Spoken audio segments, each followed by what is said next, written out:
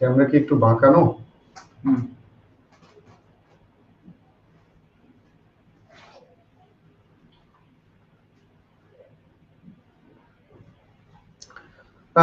আসসালামু আলাইকুম। আচ্ছা, আমাকে শোনা যাচ্ছে কিনা এখন একটু বলেন তো। আমরা আরেকটা ল্যাপটপে ক্লাস শুরু করছি এখন।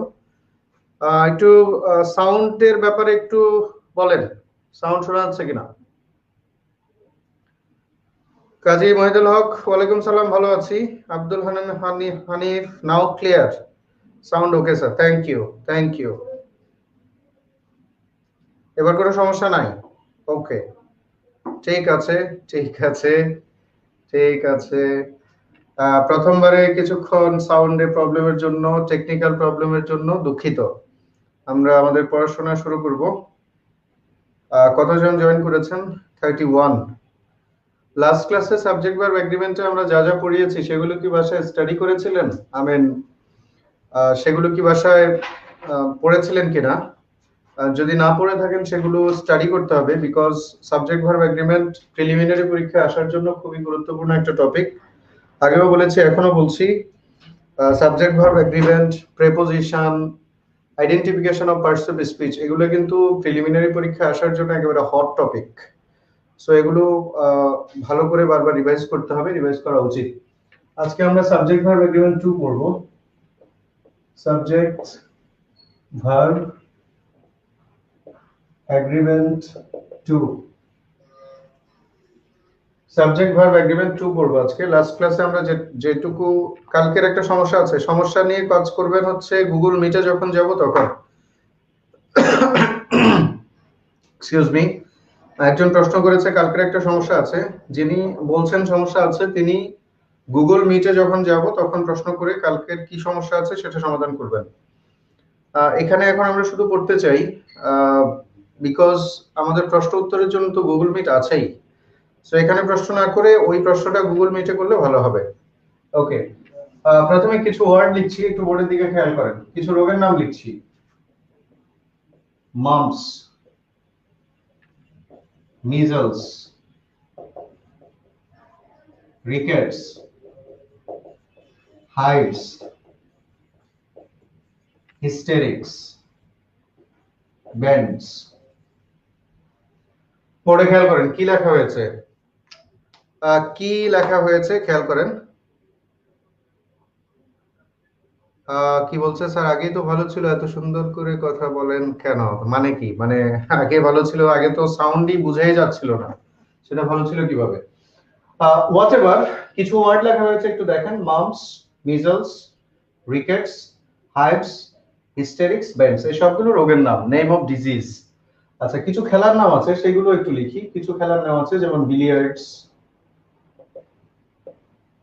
যেমন নাইন পেন্স, যেমন ফাইভস, যেমন ড্রাউটস, যেমন Olympic games. Get relaxed, get relaxed, get relaxed. আমরা একটু পড়াশোনা করি, পরে আবার আমরা এই যে কমেন্টিং এগুলোতে ফিরবো। আগে একটু পড়াশোনা করি। Mumps, measles, rickets, hives, hysterics, bends. আর এদিকে কিছু খেলার নাম, billiards, nine pins, fives, draughts, Olympic games. লক্ষ্য করলে দেখবেন সবগুলো নামের শেষে কিন্তু একটা এস আছে, সবগুলো নামের শেষে একটা এস আছে। আচ্ছা, এখন আমরা আগের রুল থেকে আমরা একটা কথা জানি, অথবা আমরা নিজেরা শিখেছি একটা জিনিস, সেটা হচ্ছে নাউনের সাথে যখন আমরা এস বাই এস যুক্ত করি তখন সেই নাউনটা প্লুরাল হয়। Please give your full attention, please. আমরা আমরা শিখেছি নাউনের সাথে যখন এস বাই এস যুক্ত হয় তখন তার নাউনটা কি হয়? প্লুরাল হয়। নাউনের সাথে এস বাই এস হলে নাউনটা কি হয়? প্লুরাল হয়। তাহলে দেখেন, এটা একটা নাউন, মাম, এটা একটা রোগের নাম, এটা একটা নাউন, নাউনের সাথে কি হয়েছে? একটা এস যুক্ত হয়েছে। মিজল, এটা একটা নাউন, এস যুক্ত হয়েছে। রিকেট, এটা একটা নাউন, এস যুক্ত হয়েছে।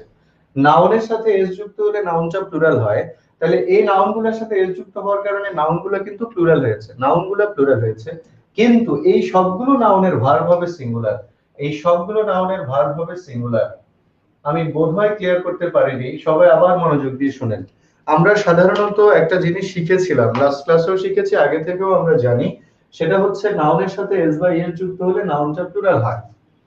প্লিজ খেয়াল করেন, নাউনের সাথে এস বা ইএস হলে নাউনটা প্লুরাল হয়। তাহলে মাম্প এটা একটা নাউন, এটার সাথে এস যুক্ত হয়ে নাউনটা কি হয়েছে? প্লুরাল হয়েছে। বিলিয়ার্ড এটা একটা খেলার নাম, এটা একটা নাউন, নাউনটার সাথে এস যুক্ত হয়ে কি হয়েছে? নাউনটা প্লুরাল হয়েছে। এই সবগুলো শব্দের শেষে একটা এস থাকার পরেও এই সবগুলো শব্দের ভার্ব হবে সিঙ্গুলার। এই যে শব্দগুলো দেখতে পাচ্ছেন এই সবগুলো শব্দের ভার্ব হবে সিঙ্গুলার। আচ্ছা, এখন আমি একটা এক্সাম্পল যদি দেই, ধরেন যদি বলা হয় যে মামস হ্যাভ অথবা has been found in his body. Mumps have অথবা has been found in his body, বুঝতে পারছেন কি হবে? হ্যাভ হবে নাকি হ্যাজ হবে? একটু বলেন তো, হ্যাভ হবে না হ্যাজ হবে? Mum's have or has been found in his body, have or has?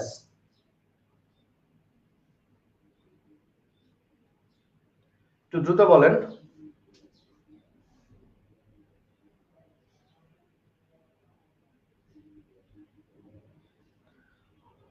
Has. Abdul Mannan Mamun, Abdul Hannan Mamun, sorry, Abdul Hannan Mamun has.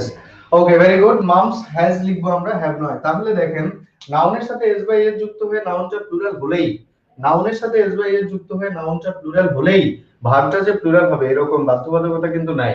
কখনো কখনো নাউনের সাথে এস বাই এস যুক্ত হয়ে নাউনটা প্লুরাল হওয়ার পরেও ভার্বটা কিন্তু সিঙ্গুলার হতে পারে। আচ্ছা, এখানে আরেকটা কথা বলি আপনাদেরকে, কমন মিস্টেকস ইন ইংলিশ যে বইটা আপনারা পড়েন, কমন মিস্টেকস ইন ইংলিশ যে বইটা আপনারা পড়েন, সেখানে বলা হয়েছে mum's is a plural noun। আমি একটু ক্লিয়ার করছি, একটু খেয়াল করেন। বলা হয়েছে mumps is a plural noun. হ্যাঁ, তো এক্সাম্পলে দেওয়া হয়েছে, এক্সাম্পল দেওয়া হয়েছে এরকম, mum's has been found in his body.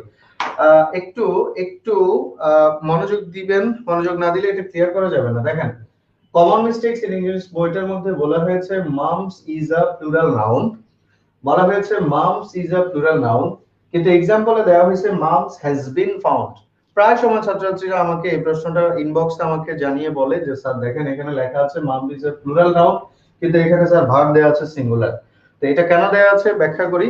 এখানে বলা হয়েছে mumps is a plural noun, plural noun মানে তাদের সাথে একটা এস আছে। বলা হয়েছে mumps is a plural, mum is a plural noun, তার মানে এই যে মামস মিজেলস এগুলো সবগুলোর সাথে একটা এস আছে। সোজা কথা হচ্ছে সবগুলোর সাথে এস আছে, কিন্তু এদের ভার্বটা হবে সিঙ্গুলার, ভার্বটা হবে সিঙ্গুলার। এস আছে তার মানে নাউনটা প্লুরাল, বাট তাদের ভার্বটা হবে সিঙ্গুলার। মাথায় ঢুকছে কিনা বলেন, নাকি আবার বলতে হবে? এই শব্দগুলো সবগুলোর শেষে এস আছে, কিন্তু এদের সবগুলোর শেষে এস আছে, তার মানে এগুলো সবগুলো as a noun plural, because নাউনের সাথে এস বাই এস থাকলে নাউনটা প্লুরাল হয়। বাট এই সবগুলো noun plural, S by S যুক্ত হয়ে প্লুরাল হওয়ার পরেও এদের ভার্বটা হবে সিঙ্গুলার। আমি কি বোঝাতে পেরেছি? অলিম্পিক গেমস নিয়ে একটু কথা আছে, সে ব্যাপারে একটু আসছি। মুছা মুছে ফেলবো, বুঝাইতে পারছি কিনা?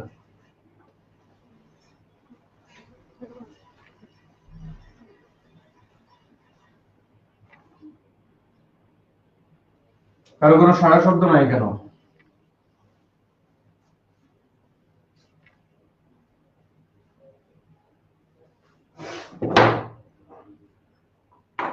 একজন বলেছে আবার একটু অলিম্পিক গেমস নিয়ে কথা বলবো। অলিম্পিক গেমস নিয়ে এখনো কিছু বলি নাই, একটু ওয়েট করেন, অলিম্পিক গেমস নিয়ে কথা আছে। আচ্ছা, আমি আরেকবার বলছি, যে রোগের নামগুলো আমরা বলেছি, মামস, মিজলস, রিকেটস, হাইভস, হিস্টেরিক্স, কিংবা যে খেলার নামগুলো আমরা বলেছি, nine pens, billiards, Olympic games, এই সবগুলো খেলা অথবা এই সবগুলো রোগের নামের সাথে একটা এস আছে। সাধারণত ছাত্রছাত্রীরা নাউনের সাথে যখন এস বা ইএস দেখে তখন তারা ভার্বটাকে প্লুরাল নেওয়ার চিন্তা করে, কারণ নাউন প্লুরাল হলে ভার্বটা সিঙ্গুলার হয়। বাট আমরা বলেছি এই শব্দগুলো ব্যতিক্রম, এই শব্দগুলো ব্যতিক্রম, এই শব্দগুলোর সাথে এস বা ইএস থাকার পরেও এই শব্দগুলোর ভার্বগুলো সিঙ্গুলার হবে। এই কথাটাই আমরা বোঝাতে চেয়েছি। এখন আসেন অলিম্পিক গেমস নিয়ে একটু কথা আছে। আচ্ছা, অলিম্পিক গেমস, আরেকটা খেলা আমরা বলেছি বিলিয়ার্ডস। আচ্ছা, বিলিয়ার্ডস কয়টা খেলা আমাকে বলেন তো? বিলিয়ার্ডস এর মধ্যে একটা এস আছে ঠিক আছে, কিন্তু খেলা তো একটা নাকি দুইটা? বিলিয়ার্ডস এর মধ্যে খেলা তো একটা, অনলি ওয়ান গেম। বিলিয়ার্ডস খেলা একটা, এস আছে কিন্তু খেলা তো একটা। বাট এখানে দেখেন অলিম্পিক গেমস, খেলা কি একটা না অনেকগুলো? জাস্ট আমাকে এই এইটা একটু জানান তো, অলিম্পিক গেমসে কি একটাই খেলা নাকি অনেকগুলো খেলা? অনেকগুলো হলে কতগুলো সেটা একটু লিখেন। আমি ওয়েট করছি, একটু রেসপন্স করবেন। অলিম্পিক গেমসে খেলা কি একটা না অনেকগুলো? যদি অনেকগুলো হয় তাহলে কতটা, how many?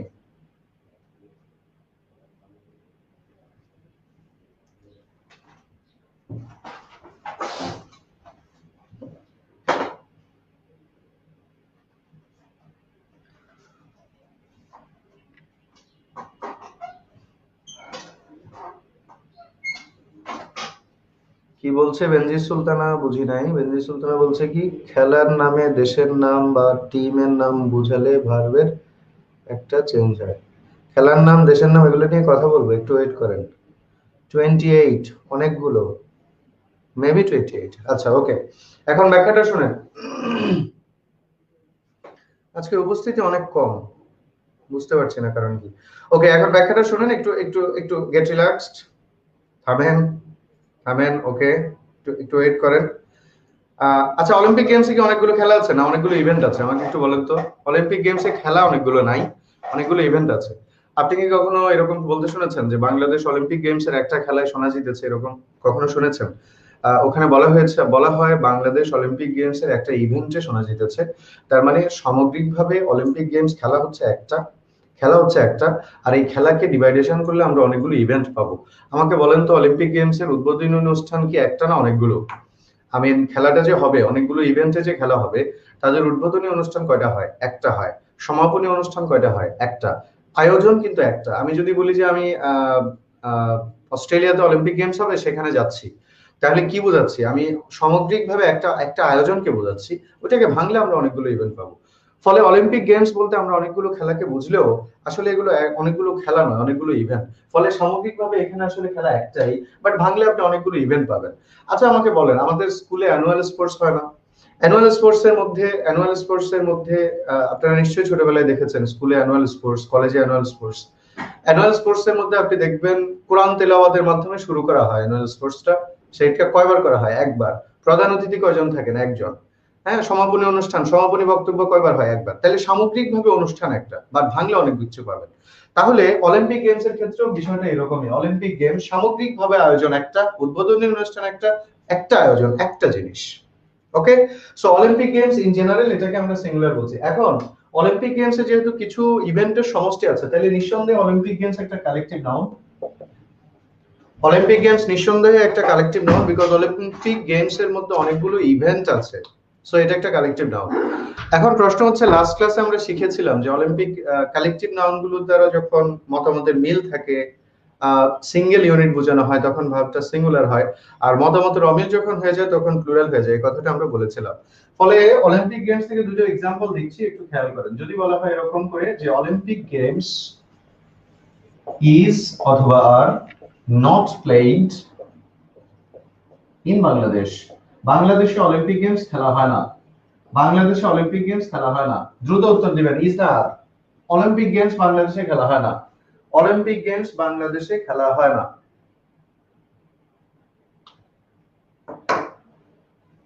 So Olympic games is অথবা নট প্লেড ইন বাংলাদেশ। বাংলাদেশে অলিম্পিক গেমস খেলা হয় না। এখানে ইজ না, ইজ। Very good. আর নয়, কারণ অলিম্পিক গেমস দ্বারা আমরা অলিম্পিক গেমস দ্বারা যা বুঝাই, এই যে আপনারা বলছেন 33, 34, 37 যা আছে সবকিছু, সবগুলোকে একটা কথায় বলে দিচ্ছি অলিম্পিক গেমস। ঠিক আছে? তাহলে এই সবগুলো খেলা বা এই সবগুলো ইভেন্ট বাংলাদেশে হয় না, সুতরাং এক্ষেত্রে ইজ সিঙ্গেল ইউনিট। এখন আপনি যদি এভাবে বলেন যে অলিম্পিক গেমস ইজ অথবা divided into many events. Olympic Games is অথবা divided into many events. এখন বলেন ইজ হবে না আর হবে? Olympic Games is অথবা divided into many events. অনেকগুলো ইভেন্টে অলিম্পিক গেমস বিভক্ত। Yes, exactly. এখনো কেউ ইজ লিখেছেন? যারা ইজ লিখেছেন তারা ভুল করছেন। দেখেন ডিভাইডেড বলা হয়েছে, ডিভাইডেড ইনটু মেনি ইভেন্টস, অনেকগুলো ইভেন্টে বিভক্ত। আমরা লাস্ট ক্লাসে পড়েছিলাম কিনা মনে করে দেখেন, কালেকটিভ নাউন দ্বারা ডিভাইডেশন বোঝালে ভার্ব প্লুরাল হয়। কালেকটিভ নাউন দ্বারা মতামতের মিল থাকলে, সিঙ্গেল ইউনিট হলে, সম্মিলিতভাবে একটা ইউনিট বোঝালে সেক্ষেত্রে ভার্ব সিঙ্গুলার হয়। মতামতের অমিল অথবা ডিভাইডেশন বোঝালে প্লুরাল হয়। লাস্ট ক্লাসে আমরা এটা বলেছিলাম। সো অলিম্পিক গেমস কে এখানে ডিভাইডেশন বোঝানো হয়েছে, ডিভাইড করে দেওয়া হয়েছে। ইন দিস কেস আমাকে বলতে হবে অলিম্পিক গেমস আর divided, not is, are divided into many events. Have you got the clear concept?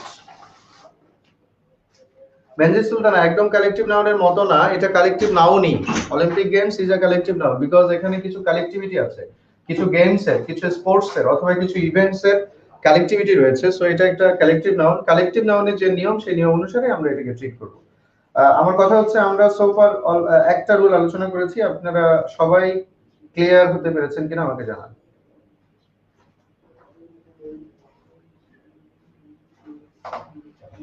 কিছু বুঝছেন ভাই?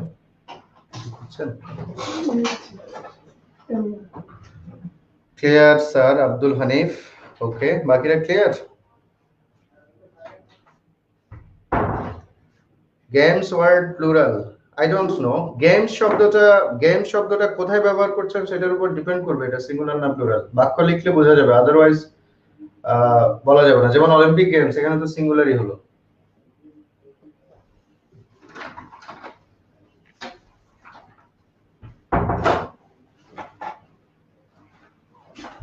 ওকে, আমার সাথে সাথে একটু বলেন, একটু আমার সাথে সাথে বলেন কি কি বলা হয়েছিল।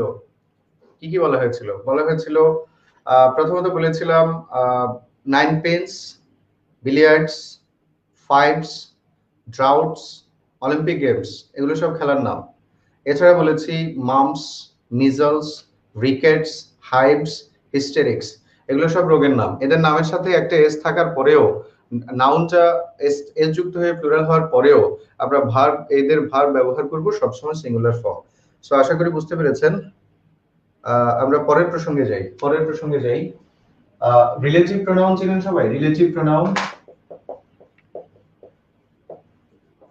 আশা করি সবাই চিনতে পারেন, তার চিনেন। রিলেটিভ প্রোনাউন আশা করি সবাই চিনেন। আমি এখানে রিলেটিভ প্রোনাউনের সংক্ষেপে একটু বলি। প্রথমত রিলেটিভ প্রোনাউন চেনার উপায় হচ্ছে রিলেটিভ প্রোনাউনের একটা অ্যান্টিসিডেন্ট থাকে। সো লেডিস এন্ড জেন্টলম্যান, আপনারা সবাই অ্যান্টিসিডেন্ট এবং রিলেটিভ প্রোনাউন বুঝেন কিনা আমাকে একটু জানান তো। বিকজ সাবজেক্ট ভার্ব এগ্রিমেন্টের একটা বিশেষ বিষয় আছে রিলেটিভ প্রোনাউনের সাথে সংযুক্ত। সো সেটা আমরা একটু ক্লিয়ার করব, সেই জন্য আমাকে একটু জানানো দরকার। আমার জানা দরকার যে whether you are able to identify relative pronoun or not.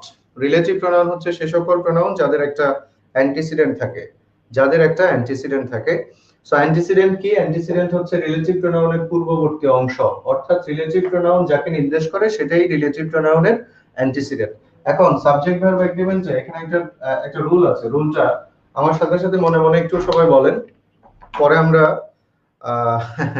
antecedent plus joining two clauses. Yes, Altafur Rahman Iman, you are right.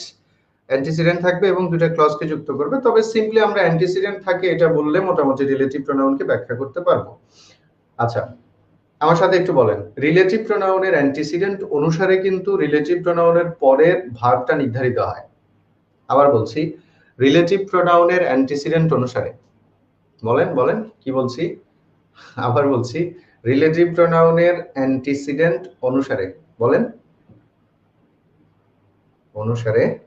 Relative প্রোনাউনের অ্যান্টিসিডেন্ট অনুসারে রিলেটিভ প্রোনাউনের পরের ভার্ব হয়।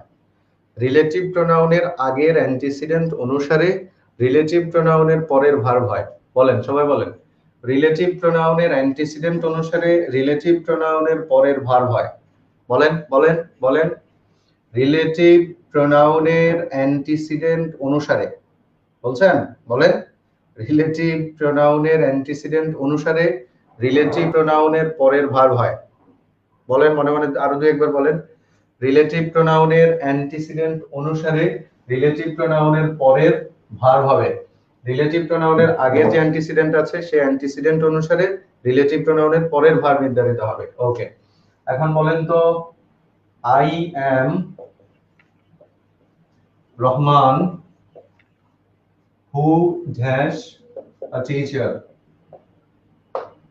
অপশন এ হচ্ছে am, অপশন বি হচ্ছে is.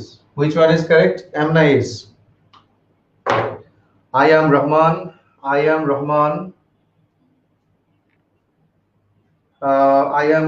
who dash a teacher. Am অথবা is?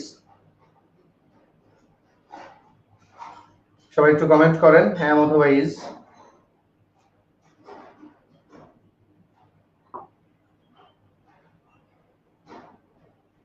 Okay very good. এখন এখানে দেখেন ভালো করে সবাই খেয়াল করেন, এখানে একটা রিলেটিভ প্রোনাউন আছে হু, একটা রিলেটিভ প্রোনাউন আছে হু, ভালো করে দেখেন সবাই, রিলেটিভ প্রোনাউন আছে হু। এখন আমরা বলেছি রিলেটিভ প্রোনাউনের অ্যান্টিসিডেন্ট অনুসারে হু মানে হু এর অ্যান্টিসিডেন্ট। আচ্ছা রিলেটিভ প্রোনাউনের অ্যান্টিসিডেন্ট কিন্তু সব সময় কাছাকাছি থাকবে, দূরে গিয়ে থাকতে পারবে না। রিলেটিভ প্রোনাউন যেখানে থাকবে ঠিক তার আগে যে থাকবে সেই তার কিন্তু অ্যান্টিসিডেন্ট। রিলেটিভ প্রোনাউন যেখানে আছে তার আগে যে আছে সেই কিন্তু তার অ্যান্টিসিডেন্ট। ফলে এখানে হু এর অ্যান্টিসিডেন্ট কিন্তু রহমান। ভালো করে খেয়াল করেন, পরে আরো কঠিন উদাহরণে গেলে নাহলে ধরা খাবেন। ভালো করে দেখেন রিলেটিভ প্রোনাউনের অ্যান্টিসিডেন্ট কে? I am Rahman who, who মানে কিন্তু রহমান, হু মানে কিন্তু আই না। দেখেন অনেকে প্রশ্ন করবে স্যার আই এবং রহমান তো একই জন, দুইজন তো না, যিনি আমি তিনি তো রহমান, তাহলে স্যার এখানে এম দিলে অসুবিধা কি? অসুবিধাটা হচ্ছে হু রিলেটিভ প্রোনাউন যেখানে থাকে ঠিক তার কাছে অ্যান্টিসিডেন্ট থাকে। এই হুটা রহমানকে বাদ দিয়ে আই কে অ্যান্টিসিডেন্ট হিসেবে নিতে পারবে না, এটার অ্যান্টিসিডেন্ট সবসময় কাছে যে থাকবে সে। তাহলে হু এর কাছে যে আছে সে হচ্ছে তার অ্যান্টিসিডেন্ট, কাছে কে আছে রহমান, এটা অনুসারে ভার হবে। দ্যাটস ওয়াই আমরা এখানে ইজ বলি। I am Rahman who is a teacher, I am Rahman who is a teacher. আমি আবারও বলছি রিলেটিভ প্রোনাউনের অ্যান্টিসিডেন্ট যেটা থাকবে সেই অ্যান্টিসিডেন্ট অনুসারে রিলেটিভ প্রোনাউনের পরে ভার নির্ধারিত হবে। এখন এই প্রশ্নটার উত্তর বলেন তো। One of my teachers who dash is polite. One of my teachers who dash is polite, এটা নিয়ে প্রচুর কনফিউশন ছাত্রছাত্রীদের মধ্যে। অপশন এ দিলাম কাম, অপশন বি দিলাম comes. Which one is correct? দ্রুত উত্তর দেন, এটা কোনটা হবে? One of my teachers who come অথবা who comes is polite। সবার কমেন্টের আশা করছি, আমি ওয়েট করছি। এখানে কাম হবে নাকি কামস হবে? সাজ্জাদ হোসেন বলছেন কাম, রাসেল আহমেদ কাম, কাম। ওকে গুড, এত দ্রুত আপনারা ঠিক হয়ে গেছেন, কেউ কামস বলছেন না? Oh very good, excellent, bravo, well done, so sweet of you. আপনারা এত ভালো কেন বলেন তো, সব পেরে যাচ্ছেন। ও একজন দুজন কামস লিখেছেন, তারা কি ভুল লিখেছে নাকি প্রিন্টিং মিস্টেক হয়েছে, আই ডোন্ট নো। সো বোর্ডের দিকে খেয়াল করবেন, বোর্ডের দিকে খেয়াল করবেন, এখানে কিছু ক্লারিফিকেশন আছে, কিছু ব্যাখ্যা আছে, ব্যাখ্যাগুলো একটু করি। বোর্ডে একটু খেয়াল, ও কামস এর পক্ষেও তো অনেকে আছেন, কামস এর পক্ষেও অনেকে আছেন। মৌসুমী মৌ কাম বলছেন, আনিমা নাসরিন কাম বলেছেন। আচ্ছা ওকে ঠিক আছে, আমাকে বোর্ডের দিকে একটু খেয়াল করেন, একটু সুযোগ দেন, কমেন্টিং বন্ধ করেন। রিলেটিভ প্রোনাউন আছে, আছে, তাড়াহুড়া করিয়েন না, সোজা হয়ে বসেন, ঠান্ডা থাকেন, মাথা ঠান্ডা করেন, কিচ্ছু হয়নি, আসবে যাবে এগুলা, পারবেন পারবেন না নো প্রবলেম, আবার আসবে আবার আসবে নো প্রবলেম।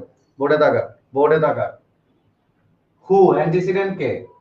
অ্যান্টিসিডেন্ট হচ্ছে টিচার্স, খেয়াল রাখেন, অ্যান্টিসিডেন্ট হচ্ছে টিচার্স। রিলেটিভ প্রোনাউন যেখানে থাকবে ঠিক তার আগেরটা তার অ্যান্টিসিডেন্ট। হু এর অ্যান্টিসিডেন্ট কে? টিচার্স। ভালো করে খেয়াল করেন, ভালো করে খেয়াল করেন প্লিজ, ভালো করে খেয়াল করেন। রিলেটিভ প্রোনাউনের অ্যান্টিসিডেন্ট দেখতে হবে, রিলেটিভ প্রোনাউনের আগে যে থাকবে সেই তার অ্যান্টিসিডেন্ট। সো হু এর অ্যান্টিসিডেন্ট কে? টিচার্স। হু এর অ্যান্টিসিডেন্ট টিচার্স, প্লুরাল। হু এর অ্যান্টিসিডেন্ট কে? টিচার্স, এটা কিন্তু প্লুরাল, খেয়াল করেন প্লুরাল। এই হু এর অ্যান্টিসিডেন্ট হচ্ছে টিচার্স, এই প্লুরাল অনুসারে কিন্তু আমার হু এর পরে ভার্ব হবে। তার মানে প্লুরাল হলে কি হয়, ভার্বের সাথে এস বেস হয় না। সো আমি কি লিখবো? কাম, কামস না। One of my teachers who come is polite. এখন কেউ কেউ এখানে ঝামেলায় পড়ছে কেন? কারণ ওয়ান অফ এর একটা নিয়ম আছে, ওয়ান অফ এর একটা নিয়ম আছে, ওয়ান অফ এর পরে নাউন প্লুরাল হয় আর ভার্বটা হয় সিঙ্গুলার। আমরা এটা লিখে দিব একটু পরে, প্রসঙ্গক্রমে এখানেও বলছে, একটু খেয়াল করবেন। ওয়ান অফ এর পরে নাউনটা হয় প্লুরাল, ভার্বটা হয় সিঙ্গুলার, এটা তো মোটামুটি জানেন, জানেন কিনা বলেন? ওয়ান অফ এর পরে নাউন প্লুরাল হয়, ভার্ব সিঙ্গুলার হয়, এটা জানেন কিনা? বেনজির সুলতানা কনফিউজড হয়ে গেলেন কেন? বেনজির সুলতানা কনফিউজড হয়ে গেলেন কেন? আমি সব ক্লিয়ার করছি, নো প্রবলেম, ওয়েট করেন। বেনজির সুলতানা রিল্যাক্সড, সবাই রিল্যাক্সড। এরকম কনফিউজড হয়ে গেলে তো পড়াবো না, আসবে যাবে এগুলা, আসবে মাথায় থাকলে থাকছে, না থাকলে নাই, বাদ, ভুলে যাবেন, আবার করবেন, আবার করবেন। ল্যাঙ্গুয়েজ শিখতে হবে এভাবে, ল্যাঙ্গুয়েজ মুখস্থ করে হয় না।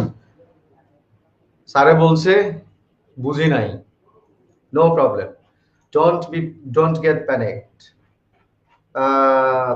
এই জন্য কনফিউজড হয়েছি, কি জন্য কনফিউজড হয়েছেন? ওকে, ঠিক আছে। আচ্ছা, কনফিউশন বাদ, আমরা কিছুই পড়ি নাই, ঠিক আছে? আবার নতুন করে পড়বো। কিচ্ছু পড়ি নাই, আমরা নতুন করে পড়বো, আবার আবার নতুন করে পড়বো, ঠিক আছে? একদম নতুন করে পড়বো। বোর্ডে খেয়াল করেন, একদম নতুন করে পড়বো। ওই ব্যাপারে পরে যাই। ওয়ান অফ এর পরে নাউন প্লুরাল হয়, ভার্ব সিঙ্গুলার হয়, ঠিক আছে? ওয়ান অফ এর পরে নাউনটা প্লুরাল হয়, ভার্বটা সিঙ্গুলার হয়। এটা বলেন আমার সাথে সাথে। ওয়ান অফ এর পরে নাউন প্লুরাল হয়, ভার্ব সিঙ্গুলার হয়। ওয়ান অফ এর পরে নাউন প্লুরাল হয়, ভার্ব সিঙ্গুলার হয়। ওয়ান অফ এর পরে নাউন প্লুরাল হয়, ভার্ব সিঙ্গুলার হয়। ওকে, এই বাক্যটা থাক, এই বাক্যটার দিকে তাকানোর দরকার নেই। আচ্ছা, আমরা যদি এখন একটা এক্সাম্পল দিই, one of my teachers is polite. আচ্ছা, এই বাক্যটা বুঝতে কি কারো কোনো অসুবিধা আছে? এটা তো সবাই বুঝছেন, ওয়ান অফ এর পরে নাউনটা প্লুরাল, ভার্বটা সিঙ্গুলার। ওকে, আমাকে শুধু এটা বলেন যে এটা বুঝছি কিনা, এটা বুঝছে কিনা। One of my teachers is polite, এইখানে ওয়ান অফ এর পরে noun plural, verb singular. Just আমাকে এটা বলেন যে এই বাক্যটা বুঝছেন কিনা, দ্বিতীয় বাক্যটা ওয়ান অফ এর পরে নাউন প্লুরাল, ভার্ব সিঙ্গুলার, এটা ক্লিয়ার কিনা আমাকে একটু জানান। ওয়ান অফ এর পরে নাউনটা প্লুরাল, মাই টিচার্স, ভার্বটা singular, is. One of my teachers is polite, one of এর পরে নাউন প্লুরাল, ভার্ব সিঙ্গুলার। এটা বুঝছি কিনা এটা বলেন সবাই। বেনজির সুলতানা, এটা বুঝছেন কিনা? আরো একজন বলেছে মাথা ঘুরাচ্ছে, তারা বলবেন আগে এটা বুঝছেন কিনা। ঠিক আছে, ওকে, এটা বুঝছেন, এটা বুঝছেন, ঠিক আছে। ওকে, ওকে, রিল্যাক্সড, নিঃশ্বাস নেন একটু জোরে, রিল্যাক্সড, এটা বুঝছেন। ওকে, ওকে, রিল্যাক্সড। আচ্ছা, ওয়ান অফ এর পরে নাউন প্লুরাল, ভার্ব সিঙ্গুলার, ঠিক আছে, নো প্রবলেম, আমাদের নিয়ম ঠিক আছে, ওয়ান অফ এর পরে নাউন প্লুরাল, ভার্ব সিঙ্গুলার। কিন্তু এখন তুমি যদি এখানে কোনো রিলেটিভ প্রোনাউন দাও, এখানে যদি তুমি কোনো রিলেটিভ প্রোনাউন ইউজ করো, তাহলে তার অ্যান্টিসিডেন্ট তো টিচার্স, অন্য কিছু না। তাহলে তুমি এখানে রিলেটিভ প্রোনাউন দিলে হু এর পরে তুমি ইজ লিখবে না আর লিখবে, এটা বলো। হু এর পরে কি লিখবে? তুমি আর লিখতে হবে। কেন? কারণ হু এর আগে অ্যান্টিসিডেন্ট টিচার্স। তাহলে তুমি এটা লিখিও না। আমার মূল বাক্য one of my teachers is polite, ঠিকই আছে। তুমি যখন এখানে একটা রিলেটিভ প্রোনাউন দিচ্ছ, তাহলে তার অ্যান্টিসিডেন্ট কে? টিচার্স। সেটা অনুসারে ভার্ব হবে। এখন সেটা অনুসারে যদি ভার্ব হয়, তাহলে তোমাকে প্রথমত আর লিখতে হবে, বিকজ এটা প্লুরাল। দ্বিতীয়ত, তুমি যদি কামে যাও, কাম অথবা কামসে যাও, আমরা কি জানি সিঙ্গুলার হলে ভার্বের সাথে এস বাই এস হয়। ভার্বের সাথে এস বাই এস হয় কখন? ভার্ব সিঙ্গুলার হলে। ভার্বের সাথে এস বাই এস কখন হয়? ভার্ব সিঙ্গুলার হলে। আবার ভার্বের সাথে এস বাই এস হয় না কখন? যখন ভার্ব প্লুরাল হয়। তাহলে টিচার্স তো প্লুরাল, সুতরাং আমি কাম নিব, কামস কেন নিব? হ্যাঁ, ঠিক আছে, তুমি যেখানে রিলেটিভ প্রোনাউন দিবে এটা তোমার ব্যাপার। তুমি যদি এখানে রিলেটিভ প্রোনাউন দাও, ওয়ান এর পরে যদি হু লিখো, তাহলে তুমি কামস লিখবা, কারণ ওয়ান এর পরে হু লিখছো, হু এর অ্যান্টিসিডেন্ট এখন ওয়ান। যেখানেই রিলেটিভ প্রোনাউন তার আগের অ্যান্টিসিডেন্ট অনুসারে কি বলছে একজন, নাউন প্লুরাল, ভার্ব সিঙ্গুলার। আবার নাউন সিঙ্গুলার হলে কি ভার্ব প্লুরাল হবে? কি বলে আমি নিজেও বুঝি নাই, কি বলছে আমি নিজেও বুঝি নাই। ও কামের পরে না, এখানে কোনো কমা হবে না, এখানে কোনো কমা হবে না। আচ্ছা, এখন বলেন, যারা বলেছেন মাথা ঘুরাচ্ছে কিংবা বুঝতে পারেন নাই, তারা এটা ক্লিয়ার কিনা এটা বলেন।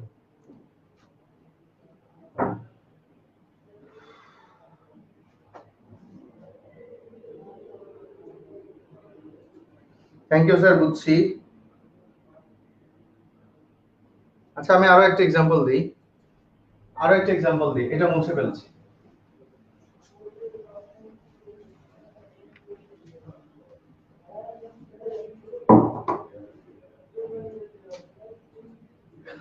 বেনজির সুলতানা কই? বেনজির সুলতানা দেখে কিছু বলে না, উনি কি ক্লিয়ার না? যারা ক্লিয়ার বলছেন সবাই হচ্ছেন ফেসবুক ইউজার, নাম নেই। মৌসুমী মৌ একজনের নাম আছে অবশ্যই। একজন বলছে মোটামুটি, আচ্ছা এখনো মোটামুটি, ঠিক আছে। আচ্ছা শুনেন, আবারও ভুলে যান, সব ভুলে যান, আমি আবার এক্সাম্পল দিচ্ছি, ওয়েট করেন। আচ্ছা, এটা বলেন তো দেখি, ধরেন আমি যদি বলি I know the man, who come নাকি কামস? আগে এটা বলেন, I know the man who come নাকি who comes? I know the man who come অথবা হু কামস?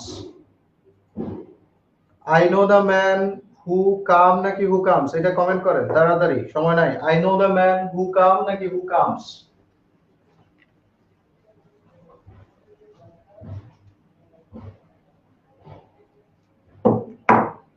Who comes. দেখেন এখন সবাই পারছেন, সবাই কিন্তু পারছেন কামস। কেন কামস হয়েছে? কারণ এই হু অ্যান্টিসিডেন্ট কে the man singular, the man singular, সে অনুসারে ভার্ব হয়েছে কামস। সিঙ্গুলার হলে, ভার্ব সিঙ্গুলার হলে তো ভার্বের সাথে এস বাই এস হয়, এটা তো জানা কথা, আগে থেকেই জানি। So who and who relative pronoun antecedent the man comes. আচ্ছা এখানে এখানে ম্যানের জায়গায় যদি মেন হতো, ম্যানের জায়গায় যদি মেন হতো, তাহলে তুমি কামস না নিয়ে কাম নিতে কিনা? বলেন আমার কথা, আমার কথাটা বুঝছেন কিনা? এখানে ম্যান ছিল বলেই না আমরা কামস নিছি, কিন্তু যদি এটা ম্যান না হয়ে মেন হয়ে যায়, প্লুরাল হয়ে যায়, তখন আমরা কি নিব? তখন তো আমরা কামই নিব নাকি? এটা বুঝছি কিনা? এটা বুঝছি কিনা? এটা বুঝছি কিনা? মানে এইটাকে কি আছে, এইখানে কি আছে সেটার উপর ডিপেন্ড করছে কাম না কামস, ঠিক কিনা? মানে এইখানে অ্যান্টিসিডেন্ট কি তোমাকে সেটা দেখতে হবে। রিলেটিভ প্রোনাউন আছে, অ্যান্টিসিডেন্ট দেখো, সোজা কথা। রিলেটিভ প্রোনাউন আছে, অ্যান্টিসিডেন্ট দেখো। আচ্ছা এখন যদি আমি এইভাবে বলি, each of the boys, each of the boys who is অথবা are absent, ধরেন আরো কিছু আছে, will dot dot dot dot ইত্যাদি, one of the boys, দেখো এখানে রিলেটিভ প্রোনাউন আছে, তো রিলেটিভ প্রোনাউন আছে তাহলে তার antecedent K? the boys, antecedent K? the boys, boys plural, plural, সুতরাং আমি কি নিচ্ছি? are, is নয় আর আমি বলেছি আর যেহেতু নিয়েছি, এখন সেটা এখানে কাম অথবা কামস থাকলে আমরা কামস না নিয়ে কাম নিব, কারণ প্লুরাল হলে ভার্বের সাথে এসবেস হয় না। এখন কি একদম স্যাটিসফ্যাকশন আসছে? বুঝছেন? ক্লিয়ার? ঠিক আছে, তাহলে আমার সাথে একটু আরেকবার বলে নেন সবাই। অ্যান্টিসিডেন্ট যেটা হবে, রিলেটিভ প্রোনাউনের অ্যান্টিসিডেন্ট যেটা হবে সেটা অনুসারে ভার্ব হবে। অ্যান্টিসিডেন্টে যেটা থাকবে সেটা অনুসারে ভার্ব হবে। এই বাক্যটা একটু বলেন তো দেখি। There is no flower but like অথবা likes a rose। এটা উত্তর দেন, সময় খুব কম, অনেক সময় চলে গেছে এখানে। এটা এটা বলেন। There is no flower but like অথবা likes a rose, like হবে না likes হবে? এটা বলেন। There is no flower but like অথবা likes a rose, এটার উত্তর দেন।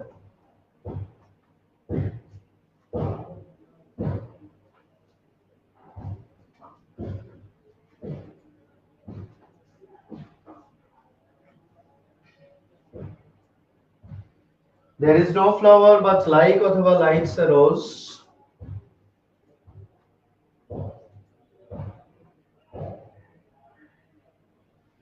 কেউ কেউ লাইক, সুমাইয়া সিদ্দিক, ভালো করে দেখেন লাইক না লাইকস।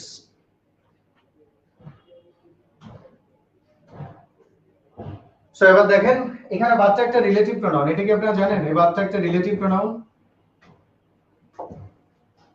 এখানে বাচ্চা একটা রিলেটিভ প্রোনাউন, এখানে বাট মানে কিন্তু that. there is no flower that does not like a rose, বিষয়টা এরকম।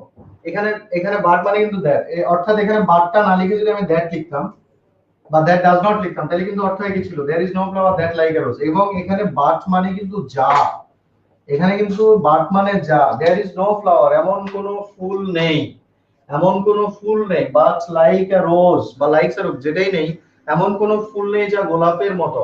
মনে রাখবেন বাট শব্দটা দ্বারা যদি আপনি কখনো যা, যেটা, এগুলো যদি বুঝান তখন বাটটা কিন্তু রিলেটিভ প্রোনাউন হয়ে যায়। এটা এটা identification of parts of speech এর ক্লাসে শেখাবো ইনশাআল্লাহ। সো বাট এখানে রিলেটিভ প্রোনাউন, বাট এখানে রিলেটিভ প্রোনাউন, এবং বাট মানে যা। there is no flower, এমন কোনো ফুল নেই, but like a rose বা likes a rose, যা গোলাপের মতো। তাহলে বাট যদি রিলেটিভ প্রোনাউন হয় তাহলে তার অ্যান্টিসিডেন্ট কি? No flower. অ্যান্টিসিডেন্ট কি? No flower. বাটের অ্যান্টিসিডেন্ট নো ফ্লাওয়ার। সিঙ্গুলার, দেখেন এই যে flower, no flower, singular. So singular যেহেতু সেহেতু লাইকস নিব, লাইক নয়। আমার মনে হয় যথেষ্ট হয়েছে, আমার মনে হয় যথেষ্ট হয়েছে, আপনারা বুঝতেও পেরেছেন। আমরা পরের প্রসঙ্গে যেতে হবে, পরের প্রসঙ্গে যেতে হবে। তাহলে মনে মনে আরেকবার বলে নেন সবাই। অ্যান্টিসিডেন্ট রিলেটিভ প্রোনাউন যদি থাকে কোথাও, রিলেটিভ প্রোনাউন যদি কোথাও থাকে তাহলে তার অ্যান্টিসিডেন্ট দেখব। অ্যান্টিসিডেন্ট সিঙ্গুলার হলে ভার্ব সিঙ্গুলার নিব, আর অ্যান্টিসিডেন্ট যদি প্লুরাল হয় তাহলে ভার্ব প্লুরাল হবে। আর রিলেটিভ প্রোনাউনের অ্যান্টিসিডেন্ট অনুসারে সব সময় ভার্ব নির্ধারিত হবে। ওকে? দ্যাট হলে মানে রিলেটিভ প্রোনাউন তো, that, who, home, relative pronoun হলে রিলেটিভ প্রোনাউনের কাজ যেটা সেটাই করবে। সুমাইয়া সিদ্দিক আপনি বলছেন দ্যাট হলে কি হবে? দ্যাট হলে হু, হোম হু হওয়ার পরে যা হয়েছে দ্যাট হলেও তাই হবে। দ্যাট যদি রিলেটিভ প্রোনাউন হয় অ্যান্টিসিডেন্ট দেখে, ধরেন আপনি যদি বলেন I have many, I have some, অথবা এ বুক, আই হ্যাভ এ বুক, মনে করেন তারপরে লিখলেন that, I have a book that, তাহলে দ্যাট এর অ্যান্টিসিডেন্ট কে এ বুক, তার সে অনুসারে ভার্ব ইজ। দ্যাট হোক আর যাই হোক রিলেটিভ প্রোনাউনের জন্য এই নিয়ম। বেনজি সুলতানা ইচ এর ক্ষেত্রে সেম রুল, ইচ এর ক্ষেত্রে নিয়ম আছে, বোঝাচ্ছি। এখন তাহলে ওয়ান অফ এর ক্ষেত্রে অলরেডি আমরা বলে দিয়েছি, ওয়ান অফ যদি থাকে, ইচ অফ যদি থাকে, আইদার অফ, নাইদার অফ, এদের পরে এই জিনিসগুলোর পরে one of, each of, either of, neither of, এদের পরে মনে রাখবো আমরা সব সময় নাউন হবে প্লুরাল এবং তারপরে ভার্ব হবে সিঙ্গুলার। এই জিনিসগুলোর পরে নাউন হবে প্লুরাল, ভার্ব হবে সিঙ্গুলার। বেনজির আমি আলাপ করছি, each of the boys who are absent.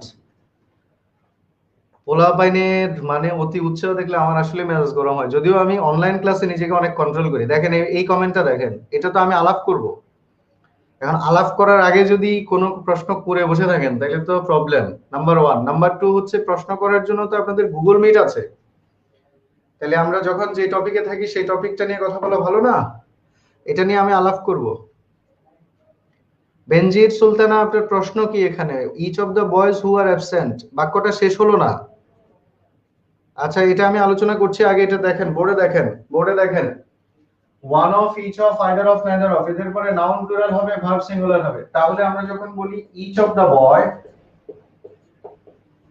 Each of the boy অথবা each of the boys, each of the boy অথবা each of the boys get অথবা gets a prize, each of the boy অথবা boys get অথবা gets a prize. একটু comment করেন তো দেখি, আমি আগে একটু কমেন্টটা শুনি। ইচ অফ দ্য বয় হবে না বয়েজ হবে, তারপরে গেট হবে না গেটস হবে, একটু বলেন, একটু দ্রুত বলেন। ইচ অফ দ্য বয় অথবা বয়েজ গেট অথবা গেটস।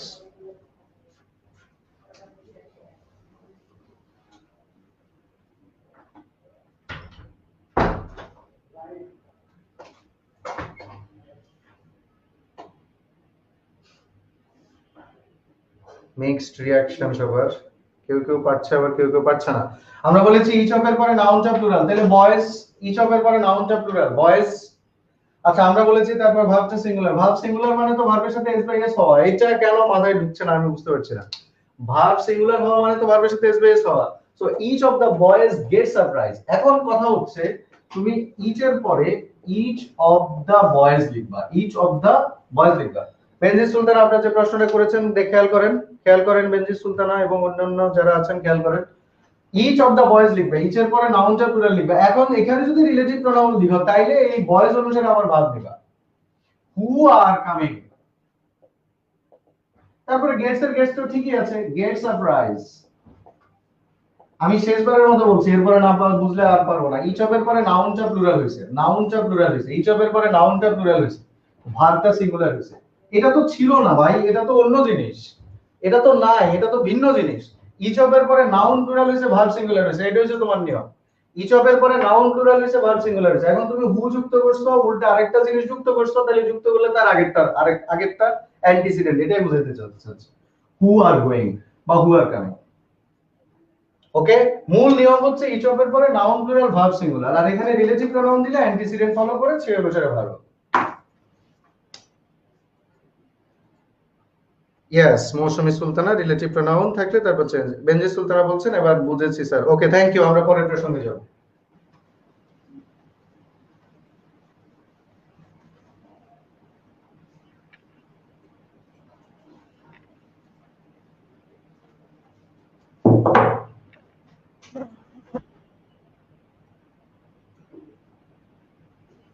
প্রশ্ন করছে দি নাম্বার অফ এবং এ নাম্বার অফ এর পরে ভার্ব কি হবে? গত ক্লাসে পড়াইছি না, এটা পড়াইছি না পড়াই নাই?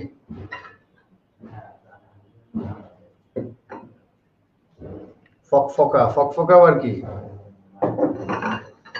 হ্যাঁ চা খাই, টায়ার্ড হয়ে গেছি আমি আপনাদেরকে বুঝাইতে বুঝাইতে। চা খাই।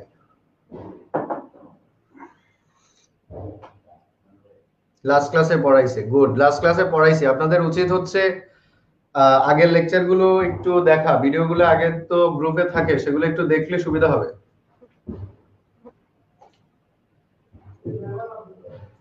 ওকে, এবার আরেকটা গুরুত্বপূর্ণ topic, present subjunctive mood. Present subjunctive mood খুবই গুরুত্বপূর্ণ একটা টপিক, পরীক্ষায় আসার জন্য অত্যন্ত ইম্পর্টেন্ট একটা topic, present subjunctive mood. Present subjunctive mood খুবই ইম্পর্টেন্ট একটা টপিক। আপনারা সবাই যদি আমাকে নিশ্চিত করেন যে আপনারা সব ঠিকঠাক আছেন, তাহলে আমি শুরু করব, আদারওয়াইজ করব না। আমাকে নিশ্চিত করেন যে আপনারা ঠিক আছেন কিনা। এটা নিশ্চিত করার জন্য একটু মানে এরকম যদি জড়ো হয়ে বসে থাকেন, একটু রিল্যাক্স হয়ে বসেন, একটু আস্তে ধীরে নিঃশ্বাস ফেলেন, জোরে এরকম একটু নিঃশ্বাস ফেলেন। ওকে, কিছু ওয়ার্ড লিখছি, বোর্ডে খেয়াল করেন। Necessary,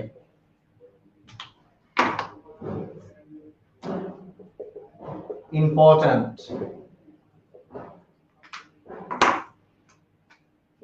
command, demand, insist, urge, propose, prefer, advise, suggest, request, require, recommend। এই শব্দগুলো আর্জেন্ট, অর্ডার, আস্ক, এই শব্দগুলো যদি থাকে, আরো কিছু শব্দ আছে সেগুলো আপনারা যে পিডিএফ পাবেন, সেই পিডিএফ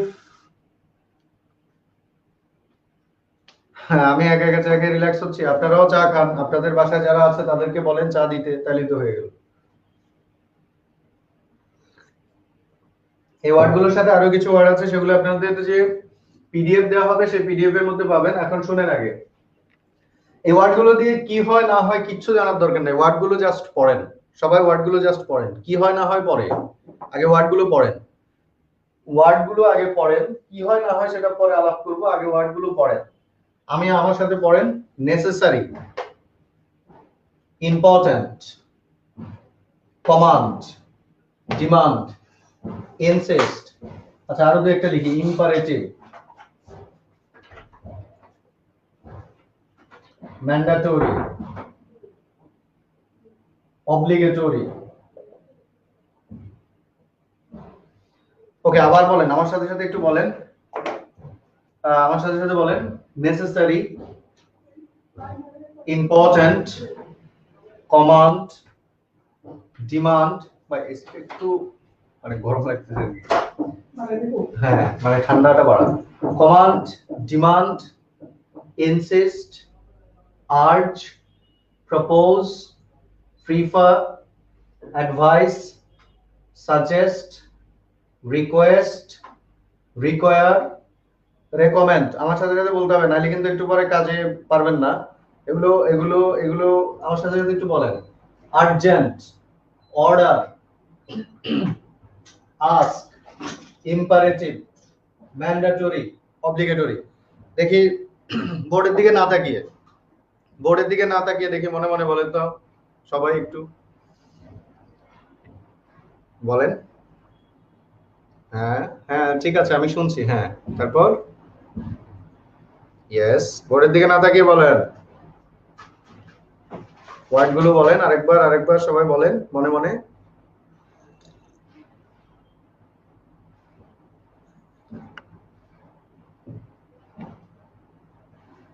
বলছেন সবাই, বলছেন? আচ্ছা, বিশ্বাস করলাম আপনারা বলছেন। মনে রাখবেন, এই শব্দগুলোর পরে যদি কখনো দ্যাট আসে, আবার বলছি, এই শব্দগুলোর পরে যদি দ্যাট থাকে এবং দ্যাটের পরে যদি একটা সাবজেক্ট থাকে, এই শব্দগুলোর পরে যদি দ্যাট আসে এবং দ্যাটের পরে যদি একটা সাবজেক্ট আসে, তাহলে তারপরে যে ভার্বটা আসবে সেই ভার্বটা হবে বেস ফর্ম। আমি আবার বলছি এই শব্দগুলো যদি কোথাও থাকে, নেসেসারি, ইম্পর্টেন্ট, কমান্ড, ডিমান্ড, এই শব্দগুলো যদি কোথাও থাকে এবং তারপরে যদি একটা দ্যাট আসে, দ্যাটের পরে যদি একটা সাবজেক্ট আসে, তাহলে এরপরে যে ভার্বটা হবে সেই ভার্বটা হবে বেস ফর্ম। এই ভার্বটার সাথে আইএনজি, ইডি, আইএনজি, ইডি, তারপরে এস বাই এস কোনো কিছু করা যাবে না, একেবারে বেস ফর্ম করতে হবে। আমি আবার বলছি এই শব্দগুলোর পরে যদি দ্যাট থাকে এবং দ্যাটের পরে যদি সাবজেক্ট থাকে তাহলে ভার্বের বেস ফর্ম নিতে হবে। আর এই নিয়মটাকে প্রেজেন্ট সাবজাংটিভ মুড বলা হয়। ভাই আমি তো একেবারে কাঙ্গাল হবে বেশি পাওয়ারফুল আছে নাকি?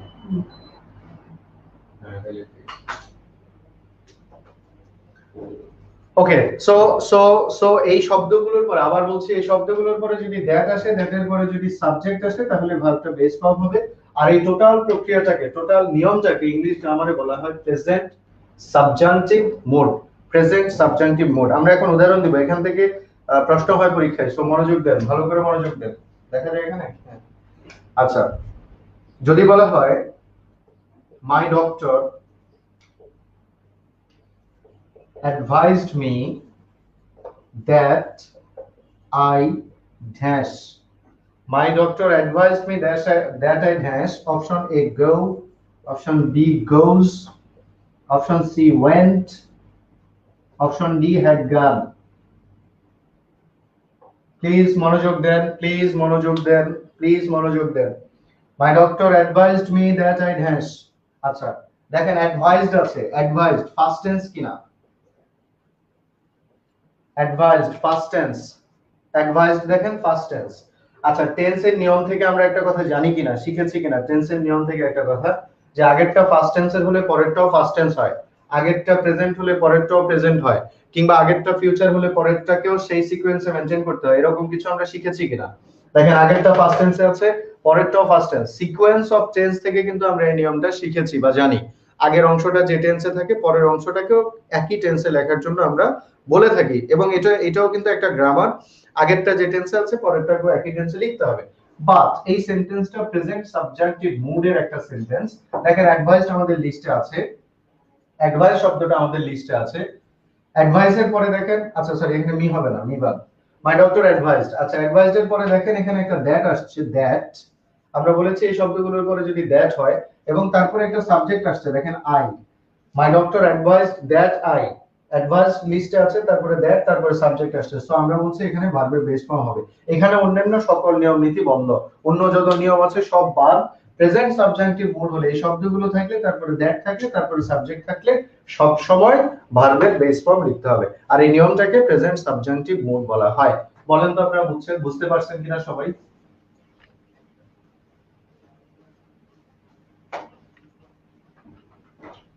একটা পরীক্ষার প্রশ্ন লিখি, প্রশ্নটা হচ্ছে the students went to the principal and requested that the exam dash postponed. Option A is, option B was, option C B, option D none of this. Which one is correct? Correct option টা লিখেন।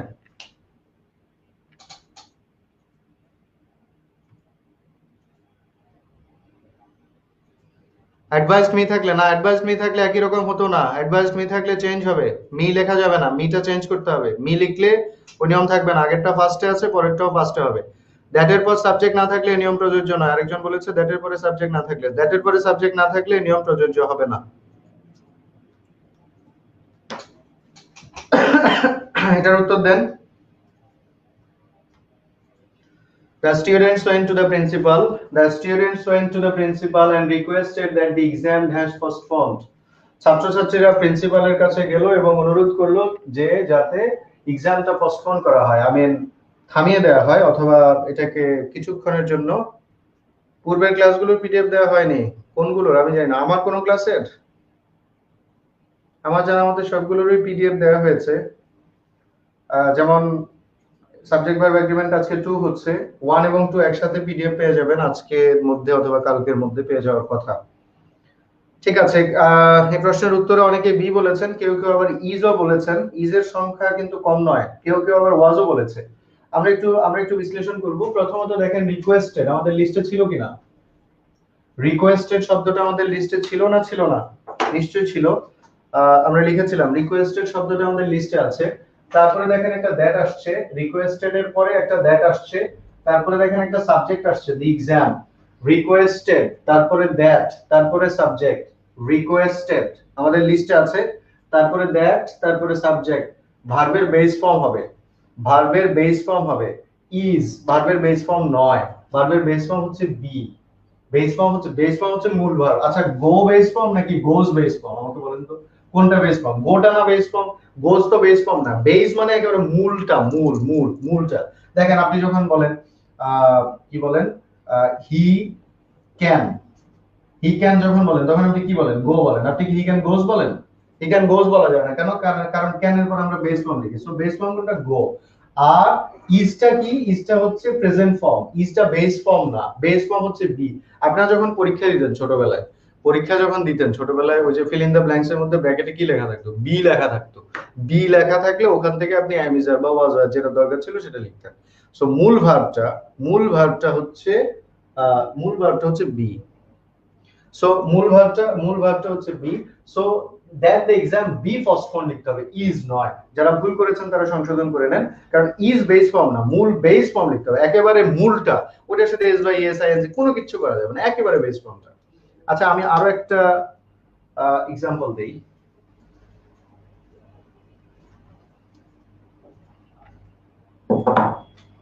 ধরেন যদি এটা বলা হয়, my mother insisted that she goes। এখন বলেন এটা কারেক্ট না ইনকারেক্ট? একজন এরকম একটা প্রশ্ন করেছেন, একজন, কে তিনি? আমি তো কমেন্ট গুলো উপরে উঠে গেছি, ওনার নাম নেই। ডক্টর অ্যাডভাইস দ্যাট হি গো না গোজ, এই একই ধরনের প্রশ্ন উনি করেছেন। দেখি আপনারা এটার উত্তর দেন তো। My mother insisted that she go অথবা গোজ।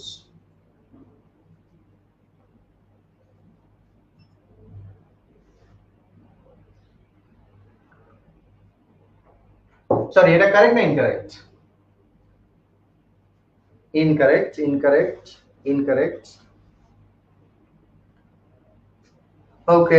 ওকে, very good, bravo, well done.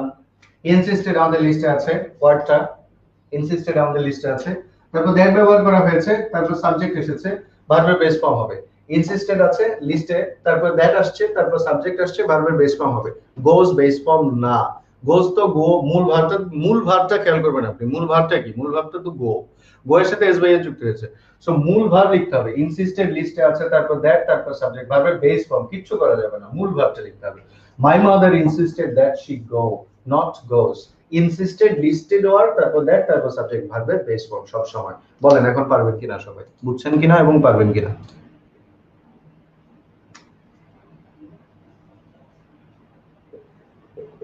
It is mandatory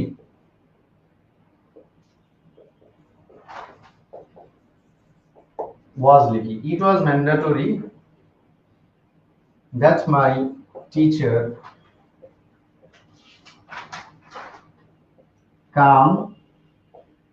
comes first। এটার উত্তর বলেন। It was mandatory that my teacher come অথবা comes first? It was mandatory, এটা ম্যান্ডেটরি ছিল, that my teacher come অথবা comes first। It was mandatory that my teacher come অথবা comes first।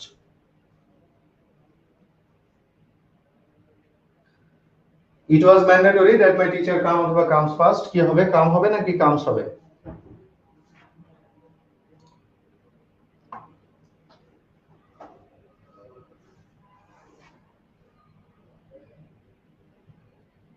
Good, very good, সবাই বুঝতে পারছেন। Mandatory আমাদের লিস্টে আছে, তারপরে দ্যাট আসছে এবং তারপরে সাবজেক্ট আসছে my teacher. It was mandatory that my teacher, mandatory লিস্টে আছে, তারপরে দ্যাট, তারপর সাবজেক্ট আসছে, ভার্বের বেস ফর্ম হবে কাম, নট কামস। এই নিয়মটাকে বলা হয় প্রেজেন্ট সাবজেক্টিভ মুড। আশা করি বুঝতে পেরেছেন সবাই। তবে একটা রিকোয়েস্ট আমার, সেটা হচ্ছে আপনারা ওয়ার্ডগুলো মুখস্থ করে নেবেন। মুখস্থ করার জন্য একটা পদ্ধতির কথা বলি। পড়বেন, একবার পড়বেন। মনে করেন এখন ক্লাস শেষে আপনি একবার পড়লেন, পড়ার পরে ভুলে গেলে কনফিউজড হবেন না, চিন্তা করবেন না, পরের দিন আবার পড়বেন। পরের দিনও যদি ভুলে যান তাও চিন্তা করবেন না, বাদ। আবার এক দুদিন পর আবার পড়বেন, তৃতীয় দিন দেখবেন আপনি না চাইলেও কিছু ওয়ার্ড আপনার মাথার মধ্যে থাকবে, আপনি না চাইলেও বলবেন। বাচ্চারা দেখেন না মাঝে মাঝে একই ওয়ার্ড বারবার বলে, বাচ্চারা একই ওয়ার্ড কিন্তু অনেকবার বলে, তার ফেভারিট শব্দটা কিন্তু সে বারবার বলে। ঠিক আছে? তো এটা আসলে সাবকনসিয়াস প্রসেসে সেট হয়ে যায় যদি আপনি এইভাবে করেন। মানে ওই যে কি বলে, যারা বক্সিং শিখে অথবা ওই যে কি বলে এটাকে, কারাতে শিখে যারা, আপনি যদি একটা ওই যে বক্সিং করার সময় যে ওই যে ঘুষি মারে, ওখানে আপনি প্রথম দিনে, আমি যদি প্রথম দিনে যাই ওখানে ঘুষি মারে, আমার হাত থাকবে? আমাকে ধীরে ধীরে আস্তে আস্তে করতে হবে। আস্তে আস্তে করতে হবে কেন? চূড়ান্ত ভাবে মারার জন্য। চূড়ান্ত ভাবে আমি একদিন মারবো, সেদিন সেদিন সেদিন বক্সের মধ্যে যেটা আছে সেটা ফেটে যাবে। বাট আজকে আমি যদি শুরুতে মারা শুরু করি, আজকে আমার হাত ফেটে যাবে, এটা বুঝতে হবে। সো সো আমার পরামর্শ এটা আপনাদের জন্য, নিলেও নিতে পারেন, না নিলেও না নিতে পারেন। এটা বলছে এই কারণে ম্যাক্সিমাম ছাত্রছাত্রী আমাদেরকে এটা বলে যে স্যার আমি তো পড়ছি, মুখস্থ করছি, কিন্তু স্যার এখন তো পারি না। বিকজ আপনি পারেন না কারণ আপনি এমন ভাবে মুখস্থ করছেন ওই কিছু অল্প সময়ের জন্য। মুখস্থ করার পদ্ধতি এটা নয়, বিশেষ করে ল্যাঙ্গুয়েজের ক্ষেত্রে এভাবে মুখস্থ করে কাজে আসবে না।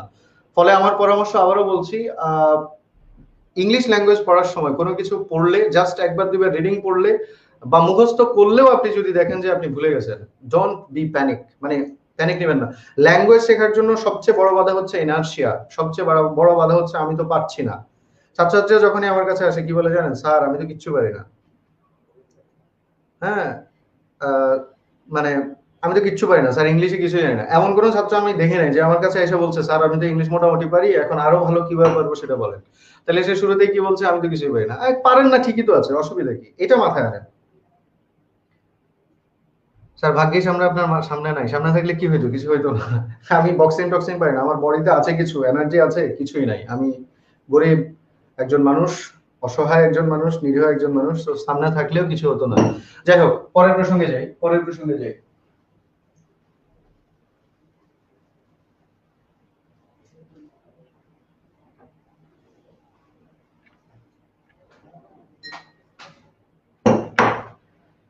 ওকে, তাহলে subjunctive mode, present subjunctive mode আরেকবার বলে দিচ্ছি। প্রেজেন্ট সাবজাংটিভ মোড হচ্ছে কিছু ওয়ার্ড থাকবে, কেউ যদি কখনো আপনাকে জিজ্ঞেস করে, যে প্রেজেন্ট সাবজাংটিভ মোড বিষয়টা কি, তখন আপনি উত্তর দিবেন যে কিছু ওয়ার্ড আছে এবং তারপরে দ্যাট আসবে, তারপরে সাবজেক্ট আসবে, তাহলে ভার্বের বেস ফর্ম হবে।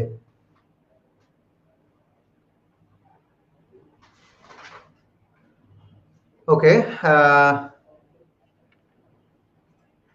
অ্যান্টিসিডেন্টটা আরেকবার বলেন। আচ্ছা বলবো কোন এক সময়, আরেকবার বলবো, অসুবিধা নেই। এখন বোর্ডে খেয়াল করেন কি বলি। সাবজাংটিভ মোড, আচ্ছা আমি আরেকটা एग्जांपल একটু লিখতে চাই এখানে, বোর্ডে একটু তাকান। ধরেন যদি এটা বলা হয় it was necessary that he dash the steps. Option A, must take. Option B, may take. Option C, take. Option D, should take. খুবই কনফিউজিং একটা প্রশ্ন, পরীক্ষা আসে মাঝে মাঝে। বলেন তো কি হবে এখানে? আল্লাহ রে, এটা তো রিলেটিভ প্রোনাউন না। এই যে এটা দেখেন, এখানে একজন প্রশ্ন করছে স্যার এখানে তো দ্যাট রিলেটিভ প্রোনাউন আছে, তাহলে কি রিলেটিভ প্রোনাউন অনুযায়ী ভার্ব হবে না? এখানে দ্যাট রিলেটিভ প্রোনাউন হলে তাহলে দ্যাটের অ্যান্টিসিডেন্ট কে? এই প্রশ্নটা একটু দেখেন। দ্যাট যদি রিলেটিভ প্রোনাউন হয় তাহলে তার অ্যান্টিসিডেন্ট কে? নেসেসারি তো অ্যান্টিসিডেন্ট হওয়ার সুযোগ নেই, কারণ অ্যান্টিসিডেন্ট হতে হলে নাউন বা প্রোনাউন হতে হবে। অ্যান্টিসিডেন্ট অবশ্যই নাউন বা প্রোনাউন হতে হবে, নেসেসারি তো নাউনও না প্রোনাউনও না। সো দ্যাট এর আগে অ্যান্টিসিডেন্ট হতে হলে তার মানে সেটাকে নাউন বা প্রোনাউন হতে হবে। এই দ্যাটটা কনজাংশন, রিলেটিভ প্রোনাউন না। কনজাংশন কি করে? দুটো ক্লজকে কানেক্ট করে। এই যে দ্যাট, এই একটা ক্লজকে কানেক্ট করছে, আরো একটা ক্লজকে কানেক্ট করছে, ঠিক আছে? আর রিলেটিভ প্রোনাউনও দুটো ক্লজকে কানেক্ট করে, কিন্তু রিলেটিভ প্রোনাউনের একটা অ্যান্টিসিডেন্ট থাকতে হয়। এখানে কোনো অ্যান্টিসিডেন্ট নাই। যিনি প্রশ্ন করেছিলেন তিনি নিশ্চয়ই বুঝতে পেরেছেন এটা রিলেটিভ প্রোনাউন নয়। রিলেটিভ প্রোনাউন হতে হলে তার অ্যান্টিসিডেন্ট থাকতে হয়, এখানে কোনো অ্যান্টিসিডেন্ট নাই। ওকে, যাই হোক, আপনারা সবাই কি নিছেন? টেক নিছেন, তাই না? টেক নিছেন। ওকে, এখন একটা রুল শুনেন, একটা রুল শুনেন, এমনি জাস্ট সিম্পলি শুনেন, শুনেন, একটু শুনেন। সেটা হচ্ছে আমেরিকান ইংলিশে বিশেষ করে আপনারা যারা ক্লিফ স্টোফেলের বই পড়েন তারা দেখবেন আমেরিকান ইংলিশের টোফেল বই যদি আপনাদের বাসায় থাকে, টোফেলের বইগুলো কিন্তু আমেরিকান ইংলিশে লেখা, বিকজ টোফেল এক্সামটা আমেরিকান কান্ট্রিগুলোতে দেওয়ার জন্য যাওয়ার জন্য ছেলেমেয়েরা টোফেল কোর্সটা করে থাকে। তো সেখানে দেখবেন এই জায়গাটাতে it was necessary that he should take লেখা হয়েছে, শুড টেক। আমি পুরোটা ক্লিয়ার করছি, একটু শুনেন, আগে আমার কথাটা শুনেন প্লিজ, একটু শুনেন। প্রেজেন্ট সাবজেক্টিভ মুডের যে বিষয়টা আছে নেসেসারি আমাদের লিস্টে আছে, তারপরে দ্যাট আসছে, তারপরে সাবজেক্ট আসছে, ভার্বের বেস ফর্ম হবে, ঠিক আছে? বেস ফর্ম কোনটা? বেস ফর্ম হচ্ছে টেক। প্লিজ একটু শুনেন, বেস ফর্ম কোনটা? বেস ফর্মটা হচ্ছে টেক। এখন কেউ যদি মনে করে যে প্রেজেন্ট সাবজেক্টিভ মুডে যে ভার্বটা হবে সেই ভার্বের আগে কেউ যদি মনে করে মডেল অক্সিলারি ব্যবহার করবে, তাহলে সে শুড ব্যবহার করবে, অর্থাৎ it was necessary that he should take the steps. এই বাক্যটাও কারেক্ট। প্লিজ আমার কথাটা শুনেন, it was necessary that he should take the steps, এই বাক্যটাও কিন্তু কারেক্ট। শুড টেক এটাও কারেক্ট। কেন? কারণ প্রেজেন্ট সাবজেক্টিভ মুডের এই মূল ভার্বটার আগে আমরা চাইলে শুডও ব্যবহার করতে পারি, অন্য কিছু না, শুড ব্যবহার করা যেতে পারে, বাট শুড টেক এবং টেক এই দুইটার মধ্যে প্রেফারেবল হচ্ছে টেক, শুড টেক নয়। আমি কি আপনাদেরকে বোঝাতে পারছি না?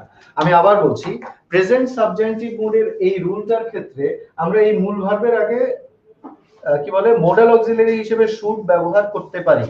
আবার বলছি, মডেল অক্সিলারি হিসেবে এই ভার্বটার আগে শুড ব্যবহার করা যেতে পারে, অন্য যে কোনো কিছু না, মাস্ট, ক্যান, কুড সেগুলো না, শুড ইউ ক্যান ইউজ, আপনি ইউজ করতে পারেন। কিন্তু অপশনে যখন টেকও থাকে, শুড টেকও থাকে, দুটোই থাকে, তখন আপনাকে অবশ্যই শুধুমাত্র টেক ব্যবহার করতে হবে, মূল ভার্বটা ব্যবহার করতে হবে, অন্য কিছু করা যাবে না। আর অপশনে যদি টেক না থাকতো, মনে করেন সি নাম্বারে আছে শুড টেক এবং ডি নাম্বারে আছেন তো মনে করেন যে ক্যান টেক, এরকম ক্ষেত্রে আপনি অবশ্যই শুড টেক ব্যবহার করবেন, কারণ অপশন আর কিছু নাই। এরকম ক্ষেত্রে অবশ্যই শুড টেক। আর ই নাম্বারে মনে করেন সি তে শুড টেক আছে, ই নাম্বারে যদি শুধু আবার টেক থাকে তাহলে শুধু টেক নেবেন। বলেন, have you got the point? Take is more preferable, yes. এবং এটা বিশেষত আমেরিকান কান্ট্রিগুলোতে শুড টেক ব্যবহার করা হয়। আমাদের পরীক্ষায় একবার নাকি দুইবার, অন্য নিয়োগ পরীক্ষায়, বিসিএস এর অন্য নিয়োগ পরীক্ষায় এরকম প্রশ্ন একটা আসছিল, অপশনে এরকম ছিল must take, may take, should take নাকি ক্যান টেক, সেক্ষেত্রে উত্তর হবে শুড টেক। বাট টেক থাকলে মূল ভার্বটা সবসময় মানে প্রায়োরিটি পাবে। আশা করি সবাই বুঝতে পেরেছেন। পরের প্রসঙ্গে যাই।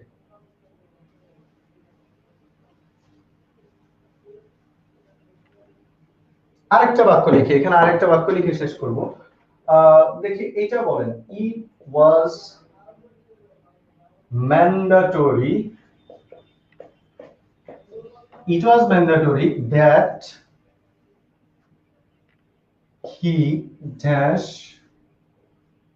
that he dash option A, do not smoke,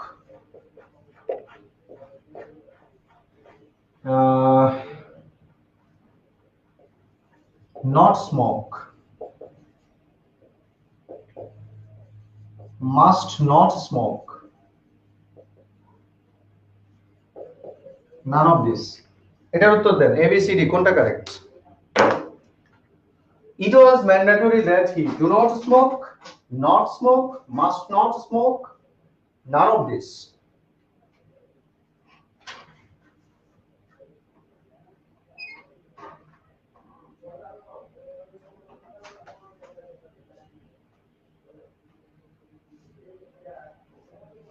কেউ বলেছেন এ, কেউ বলেছেন সি, কেউ বলেছেন none. Do not smoke, Sumaiya Siddique বলছেন বি, মোহাম্মদ আলী ইমরান বলছেন A, Mehedi Hasan not smoke, আরেকজন বলছে did not smoke. Did not smoke আমাদের তো অপশনেই নাই, ডিড নট স্মোক তো আমরা অপশনে লিখি নাই। আচ্ছা, ডু নট স্মোক এর পক্ষে মনে হয় বেশি মানুষ নাকি বি এর পক্ষে বেশি মানুষ? Do not smoke, Mehedi Hasan B. হ্যাঁ আচ্ছা ঠিক আছে। এখন একটা নিয়ম শুনেন, নিয়ম না এমনি একটা কথা শুনেন, নিয়ম টিয়ম বললে বলাবেন আবার ঘাবড়ে যায়, ঠিক আছে? রুল টুল বললে ভয় পায় বলাবেন। এমনি একটা কথা শুনেন, আমার একটা কথা শুনেন। সাবজাংটিভ ভার্বের যে মূল ভার্বটা থাকে, সাবজাংটিভের ক্ষেত্রে যে মূল ভার্বটা থাকে ওইটাকে নেগেটিভ করার জন্য কিচ্ছু ব্যবহার করা যায় না, শুধু নট লিখতে হয়। আবার শুনেন, সাবজাংটিভ ভার্বের যে মূল ভার্বটা থাকে সেই মূল ভার্বটাকে নেগেটিভ করার জন্য, নাবোধক করার জন্য শুধুমাত্র নট ব্যবহার করতে হয়, অন্য কিছু ব্যবহার করা যায় না। সাবজেক্ট খুব ভালো লাগলো।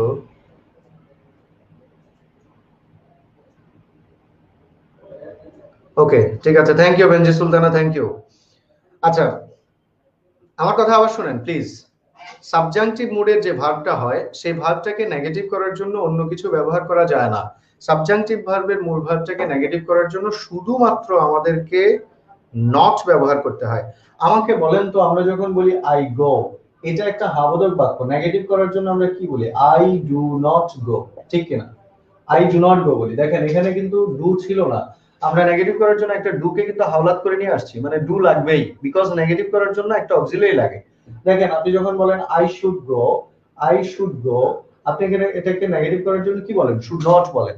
তার মানে নেগেটিভ করার জন্য আমাদেরকে একটা অক্সিলারি ভার্বের সহযোগিতা নিতে হয়, যে কোনো বাক্য, do not, does not, did not ইত্যাদি, am not, is not, are not, এরকম ওয়াজন্ট, ওয়ারন্ট, আমাদেরকে সবসময় একটা অক্সিলারি ভার্বের সহযোগিতা নিতে হয় নেগেটিভ করার জন্য, সবসময় একটা অক্সিলারি ভার্বের সহযোগিতা নিতে হয় নেগেটিভ করার জন্য।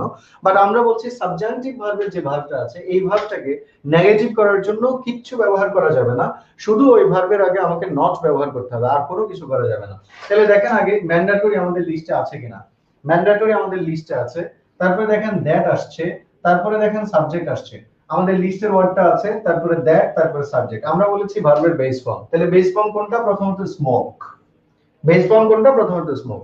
দ্বিতীয়ত দেখেন এই সেন্টেন্সটাকে নেগেশন করা হয়েছে, এটাকে নেগেটিভ করা হয়েছে। সো নেগেটিভ যখন করবেন এই ভার্বটাকে নেগেটিভ করার জন্য আমরা শুধু নট স্মোক ব্যবহার করব। জেনারেলি আমি আবার বলছি, মাথা ঠান্ডা করেন। কেউ কেউ মাথায় কপালটা এরকম করছেন নাকি, খিচ্ছা একেবারে, হ্যাঁ ফাস্ট টাচ করছেন নাকি? এরকম করবেন না, এরকম রাখেন, এরকম রাখেন, অসুবিধা নাই। আমরা আবার বলবো, এটা আবার বলবো, অসুবিধা নাই। Just listen and forget, listen and forget, এটা আবার আসবে, আবার আসবে, লিসেন এন্ড ফরগেট। আমাদের স্লোগান হচ্ছে লিসেন এন্ড ফরগেট। বলেন কি? Listen and forget. চলে গেলে চলে যাক, আবার আসবে, নো প্রবলেম। আবার আমরা ভিডিও দেখবো, আবার শুনবো, আবার শুনবো, এইভাবেই করতে হবে।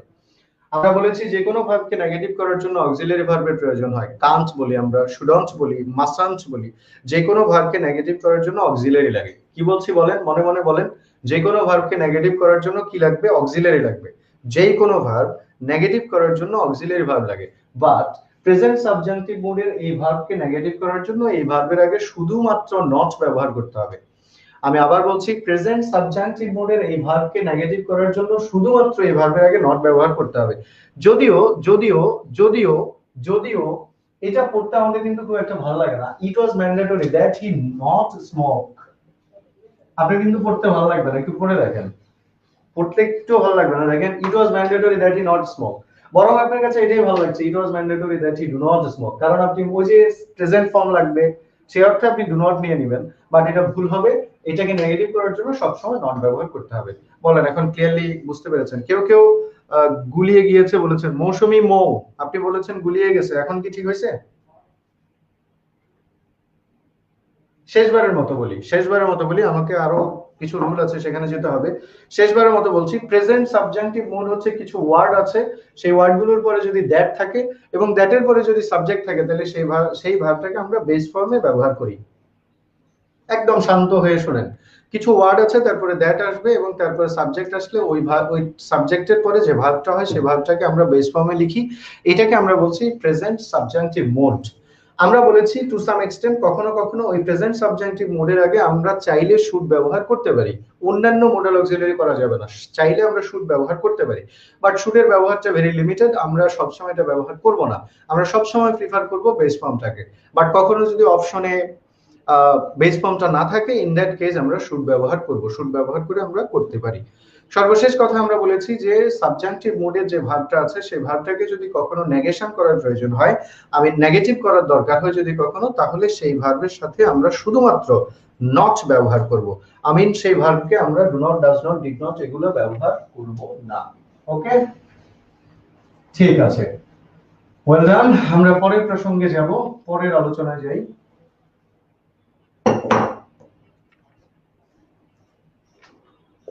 অল অফ যদি কোথাও থাকে, অল অফ বলে খেয়াল করেন, যদি কোথাও অল অফ থাকে তাহলে অল অফ এর পরে যে নাউন বা প্রোনাউনটা থাকে, অল অফ এর পরে যে নাউন বা প্রোনাউনটা থাকে, এই নাউন বা প্রোনাউনটা অনুসারে ভার্ব হয়। কি বলছি, আবার বলছি, অল অফ যদি কোথাও থাকে, অল অফ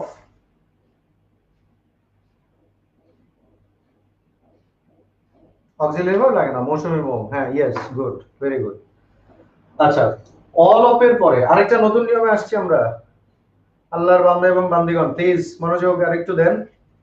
অল অফ এর পরে যে নাউন বা প্রোনাউনটা থাকে সেই নাউন বা প্রোনাউন অনুসারে ভার্ব হয়। অল অফ এর পরে যে নাউন বা প্রোনাউন থাকে সেই নাউন বা প্রোনাউন অনুসারে ভার্ব হয়। সম্ভবত 37তম পরীক্ষায়, প্রিলিমিনারি পরীক্ষায় একটা প্রশ্ন হয়েছে এরকম, all of it depend or depends on কিছু একটা, মি নাকি কিছু একটা ছিল, এক্সাক্ট মনে নাই, বাট প্রশ্নটা এরকমই ছিল, অল অফ ইট ডিপেন্ড অথবা ডিপেন্ডস। সো আমরা কি শিখেছি দেখেন, কি শিখেছি দেখেন, আমরা বলেছি অল অফ এর পরে যে নাউন বা প্রোনাউনটা আসবে সেই নাউন বা প্রোনাউন অনুসারে ভার্ব হবে। বলেন আমার সাথে সাথে বলেন, অল অফ এর পরে যে নাউন বা প্রোনাউন আসবে, বলেন, হ্যাঁ হ্যাঁ বলেন, কি বলছি, অল অফ এর পরে যে নাউন বা প্রোনাউন আসবে, অল অফ এর পরে যে নাউন বা প্রোনাউন থাকে সেই নাউন বা প্রোনাউন অনুসারে ভার্ব হয়। সো অল অফ এর পরে নাউন বা প্রোনাউন হচ্ছে ইট, এটা একটা প্রোনাউন। অল অফ এর পরে প্রোনাউন আসছে ইট, ইটটা সবসময় সিঙ্গুলার হিসেবে ব্যবহৃত হয়, নাউনের সিঙ্গুলার ফর্ম হিসেবে ইট ব্যবহৃত হয়। সো অল অফ এর পরে প্রোনাউনটা সিঙ্গুলার ইট, এই ইট অনুসারে ভার্ব হবে ডিপেন্ডস, ডিপেন্ডস নয়। ওকে, অল অফ এর পরে, অল অফ এর পরে নাউন বা প্রোনাউন যেটা থাকে সেটা অনুসারে ভার্ব হয়। 37তমতে সম্ভবত এই প্রশ্নটা এসেছে। এবার আসেন, অল এর পরে যদি নাউন বা প্রোনাউন না এসে যদি অল এর পরে সরাসরি ভার্ব আসে, অল এর পরে যদি সরাসরি ভার্ব আসে, অল এর পরে যদি কোনো নাউন বা প্রোনাউন না থাকে, অথবা অল এর পরে যদি অফ না থাকে, শুধু অল শব্দটা যদি থাকে, তাহলে অল এর পরে যে ভার্বটা হবে সেই ভার্বটা ডিপেন্ড করবে অল দ্বারা ব্যক্তি বোঝাচ্ছে নাকি বস্তু বোঝাচ্ছে সেটা দ্বারা। আচ্ছা, আমি একটু ক্লিয়ার করব, অনেকবার বলবো, অসুবিধা নাই, আগে শুনেন। অল দ্বারা যদি ব্যক্তিকে বোঝানো হয়, একটা হচ্ছে, একটা নিয়ম হচ্ছে অল অফ থাকতে হবে, এটা অল অফ এর ক্ষেত্রে নিয়ম হচ্ছে এটা, অল অফ এর পরে নাউন বা প্রোনাউন থাকলে, ওকে, অল এর পরে এখানে অফ থাকতে হবে, ঠিক আছে, অল এর সাথে অফ থাকলে সেক্ষেত্রে অল অফ এর পরে নাউন বা প্রোনাউন অনুসারে ভার্ব হবে, এটা হচ্ছে একটা নিয়ম। আর অল এর পরে যদি অফ না থাকে, বুঝেন কিন্তু আমার কথা, কথা কিন্তু দুইটা, পরে বলবেন স্যার মাথা ঘোরাচ্ছে ইত্যাদি, বুঝেন ভালো করে বুঝেন। একটা হচ্ছে অল এর পরে অফ থাকতে হবে, দেখছেন অল এর পরে অফ আছে, তাহলে অল এর পরে অফ থাকলে নাউন বা প্রোনাউন অনুসারে ভার্ব।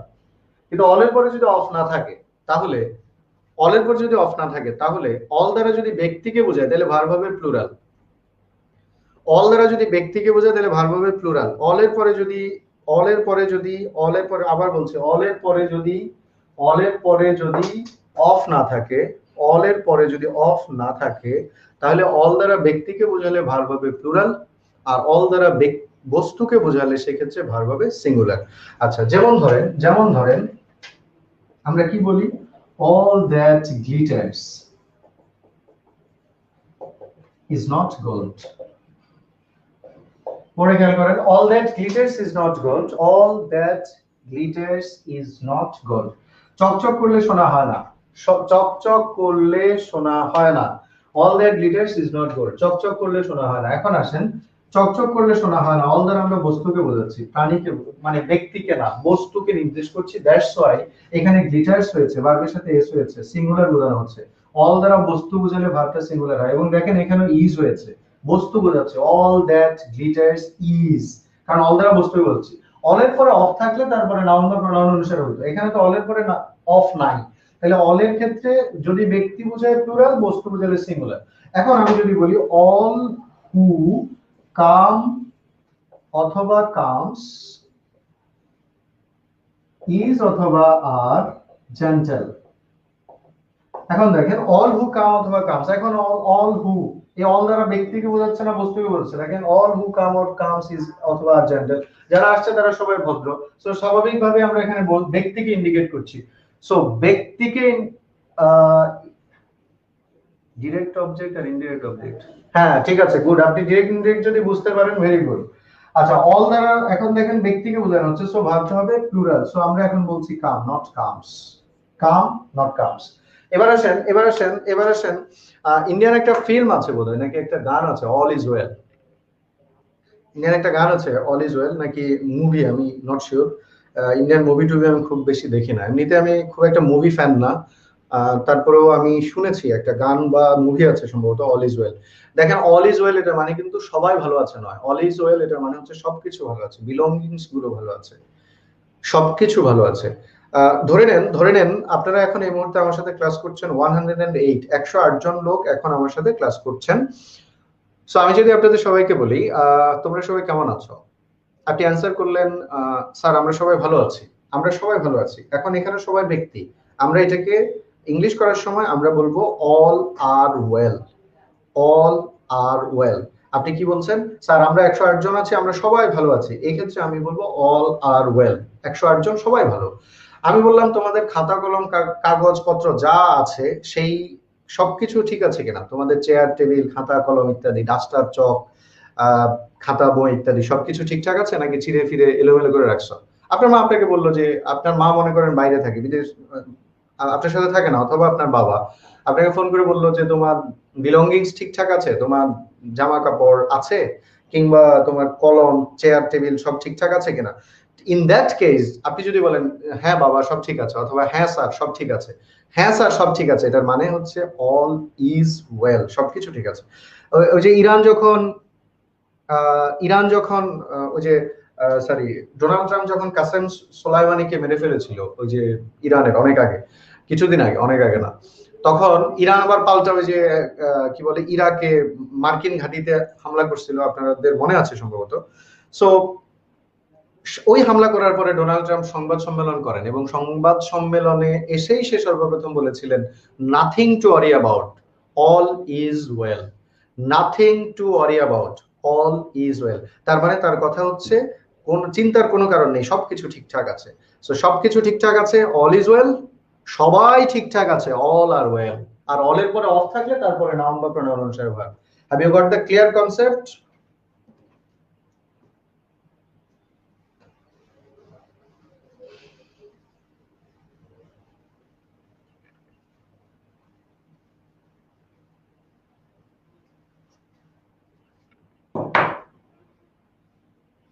ক্লিয়ার কিনা বলেন, am I clear or not? Yeah clear sir. আতাও কি, আতাফুর রহমান ইমন, সমষ্টি বুঝালে ইজ হবে এরকম কিছু স্যার? বেনজির সুলতানা, আপনি তো বুঝেন নাই বোধহয়, সমষ্টি টমষ্টি না, একটা হচ্ছে ব্যক্তিকে বোঝাচ্ছে আর একটা হচ্ছে বস্তুকে বোঝাচ্ছে। শোনেন, আমার একটা ল্যাপটপ আছে, ল্যাপটপের মাউস, কিবোর্ড, তারপরে পয়েন্টার, স্পিকার, এগুলো সবকিছু ঠিকঠাক আছে। তাহলে আমি বলবো কি, আমি বলবো আমার ল্যাপটপে সব ঠিক আছে, তাহলে এক্ষেত্রে আমি বলবো all is well, all is well, আমার ল্যাপটপে সব ঠিক আছে। হুম। আমরা পাঁচজন কোথাও কোথাও বসে আছি, আমরা পাঁচজন কোথাও বসে আছি, কেউ বললো তোমরা সবাই কেমন আছো, এই ক্ষেত্রে আমরা বলবো অল আর ওয়েল। সিম্পল হিসাব, সিম্পল হিসাব, ব্যক্তি আর বস্তু। আর অলের পরে অফ থাকলে তারপরে নাউন বা প্রোনাউন অনুসারে ভার্ব হবে। আচ্ছা, তারপরেও আমি আপনাদের সুবিধার্থে আরো দু একটা এক্সাম্পল দিব, কিন্তু আমাকে তো আসলে একটা নির্দিষ্ট টপিক শেষ করতে হবে, আমার আরো কিছু রুল আছে, সেগুলো শেষ করি, তারপরে সময় পেলে আরো দু একটা এক্সাম্পল দেওয়ার চেষ্টা করব। আচ্ছা, পরের প্রসঙ্গে যাই। আমাকে বলেন তো, দেশের নাম সিঙ্গুলার না প্লুরাল? যেমন বাংলাদেশ, দেশের নাম যেমন বাংলাদেশ, সিঙ্গুলার অথবা প্লুরাল?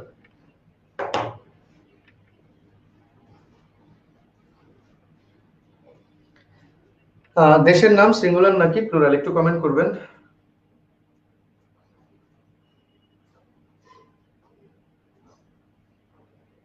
দেশের নাম যেমন বাংলাদেশ, সিঙ্গুলার অথবা প্লুরাল?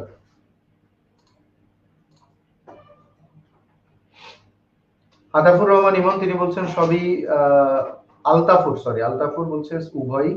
একজন বলেছে জানি না। Good, I appreciate you. Facebook user উনি বলেছেন জানি না, একদম very good, I like it very much. জানি না বলে এখানে আসছো, মুখ বন্ধ করে না থেকে জানি না বলেছেন, গ্রেট গ্রেট কমেন্ট, এটা ভেরি গুড।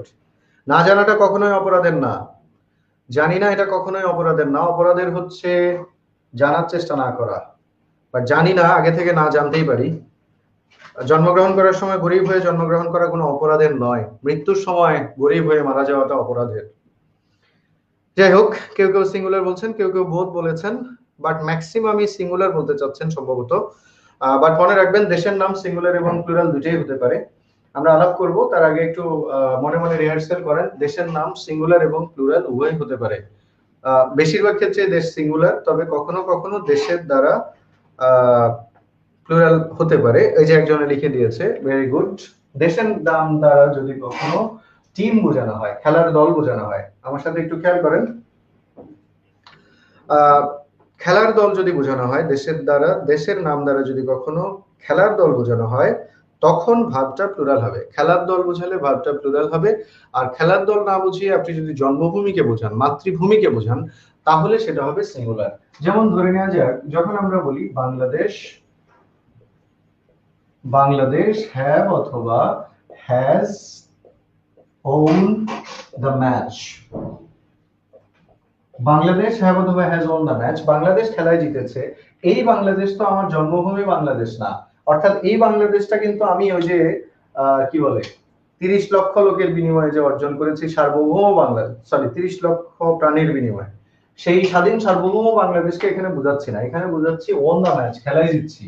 সো বাংলাদেশ খেলায় জিতছে, এই বাংলাদেশ দেশ নয়, এই বাংলাদেশ একটা দল। ইন দিস কেস ভার্বটা প্লুরাল হবে, have not has. Bangladesh have won the match, Bangladesh have won the match. But আপনি যদি বলেন যে বাংলাদেশ ইজ অথবা আর মাই হোমল্যান্ড, বাংলাদেশ আমার জন্মভূমি, এই বাংলাদেশ হচ্ছে ভূখণ্ড, আপনি সার্বভৌমত্বকে বোঝাচ্ছেন, ভূখণ্ডকে বোঝাচ্ছেন। ইন দিস কেস আপনি ইউজ করবেন ইজ, আর নয়। বাট খেলার দল বোঝালে, কখনো কোনো দলের নাম দ্বারা খেলার দল বোঝালে, সেই ক্ষেত্রে দেশের নামটা প্লুরাল হবে, বাট আদারওয়াইজ দেশের নাম সিঙ্গুলার থাকবে। আচ্ছা, এখন দেখেন যদি এইটা বলা হয় যে বাংলাদেশ have অথবা has own the verdict, Bangladesh have অথবা has own the verdict, এটা বলেন তো have নাকি has? এটা একটু অ্যানসার করেন, বাংলাদেশ have অথবা has own the verdict, have নাকি has?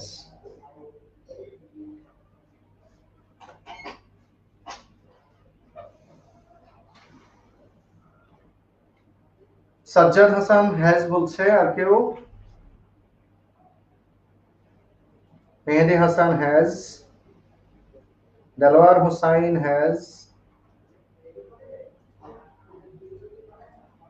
কেন হ্যাভ নেবেন না? ওন তো জিতছে তো। নাকি একজন হ্যাজ লিখে দিচ্ছেন, বাকি সবাই এটা কপি করে দিয়ে দিচ্ছেন? গুড, একজন হ্যাভ লিখছে। মৌমিতা বড়ুয়া হ্যাজ লিখেছে, এস এম আদনান হ্যাভ লিখেছেন। আচ্ছা, আর শাহিনুদ্দিন তালুকদার হ্যাজ লিখেছেন। ফেসবুক ইউজার হ্যাভ, হ্যাজ ইত্যাদি। ওকে, এখন আসেন দেখেন ওন লেখা আছে, ওন লেখা দেখলেই তো আসলে খেলার দল হয়ে গেল না। দ্য ভার্ডিক্ট মানে হচ্ছে রায়, Bangladesh won the verdict, Bangladesh রায়ে জিতেছে। রায়, রায়, খেলায় জিতে নাই, রায়ে জিতেছে, রায়, রায়ে জিতেছে। ওই যে মায়ানমারের সাথে আমরা কিছুদিন আগে, কত সালে, 2006 সালে নাকি 7 সালে নাকি কত সালে, নাকি 2012 সালে, সাধারণ জ্ঞানে আমি খুব কাঁচা, কোন একটা সালে বাংলাদেশ মায়ানমারের সাথে সমুদ্র সীমায় জিতেছিল না? সমুদ্র সীমা নির্ধারণে মায়ানমারের সাথে মামলায় জিতেছিল। সো এই বাংলাদেশ তো দল না, ভার্ডিক্টে জিতেছে, রায়ে জিতেছে। ধরেন মায়ানমারের বিরুদ্ধে আমরা যে রোহিঙ্গাদের যে বিষয়, সে বিষয় নিয়ে মামলা করলাম, সেখানে আমরা জিতলাম। এই বাংলাদেশ তো খেলার দল না। সো ইন দিস কেস তুমি শুধু ওন লেখা দেখলেই, উইন লেখা দেখলেই হ্যাভ লিখে দেবে, বিষয়টা তা নয়। এই বাংলাদেশ একটা দল নয়, বরং দেশ। সো এই ক্ষেত্রে তোমাকে ব্যবহার করতে হবে has, not have.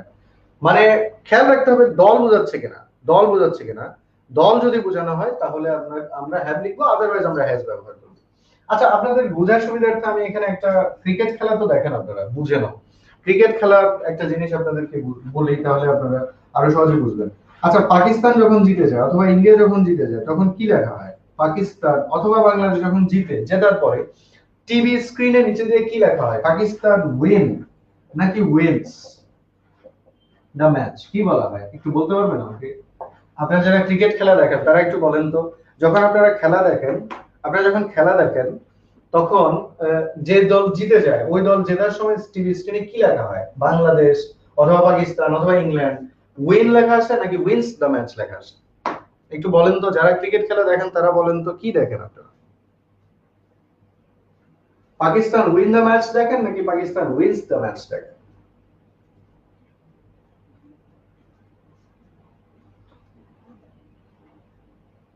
Delwar Hossain wins দেখেন বোধহয়, আর বাকিরা উইন দেখে। আচ্ছা, আপনাদের ইদানিং কোনো খেলা থাকলে বা এমনিতেই কোনো খেলা টেলা যদি থাকে আজকে আবার ভালো করে দেখিয়েন, এখানে উইন লেখা হয়, উইন্স লেখা হয় না। কারণ এই পাকিস্তান ভূখণ্ড না, এই পাকিস্তান একটা দল, তারা জিতেছে match, plural, that's why win. আচ্ছা চলেন আরেকটা দেখেন, স্কোর বোর্ড যখন দেখানো হয়, স্কোর বোর্ড যখন দেখানো হয় এভাবে, ধরেন আগে দিয়া বাংলাদেশ ব্যাটিং করেছে, ঠিক আছে না, এখন বাংলাদেশ ব্যাটিং করছে, মনে করেন বাংলাদেশের এখন 430 রান ফর ওয়ান উইকেট, এক উইকেট, এক উইকেটে বাংলাদেশের এখন কত? 430। ঠিক এই সময় পাকিস্তান যখন ব্যাটিং করছিল আগে দিয়া, তখন পাকিস্তানের কত ছিল? এই জন্য এখানে স্কোর বোর্ডে লেখা হয় পাকিস্তান ওয়ার 133, মনে করেন 5 উইকেট, এরকম লেখা থাকে। এটা কি কোনো চোখে পড়ছে আপনাদের? পাকিস্তান ওয়ার লেখা হয় নাকি এটাও দেখা যায়? এটাও দেখেন নাই, এখানে পাকিস্তান ওয়ার লেখা হয়। আজকে আবার নতুন করে খেলা দেখবেন, দেখার সময় দেখবেন, হ্যাঁ। আচ্ছা, আমি ম্যাক্সিমাম লেখা দেখি উইন্স, তাই নাকি? আপনি কোথায় দেখেন? বাংলাদেশ নিড, এখনই ক্রিকেটের যে ওয়েবসাইট গুলো আছে ওখানে দেখেন বাংলাদেশ নিড লেখা হয় নাকি নিডস লেখা হয়? অ্যানাদার মানে 20 মোর রানস, বাংলাদেশ নিড লেখা দেখেন নাকি নিডস লেখা দেখেন?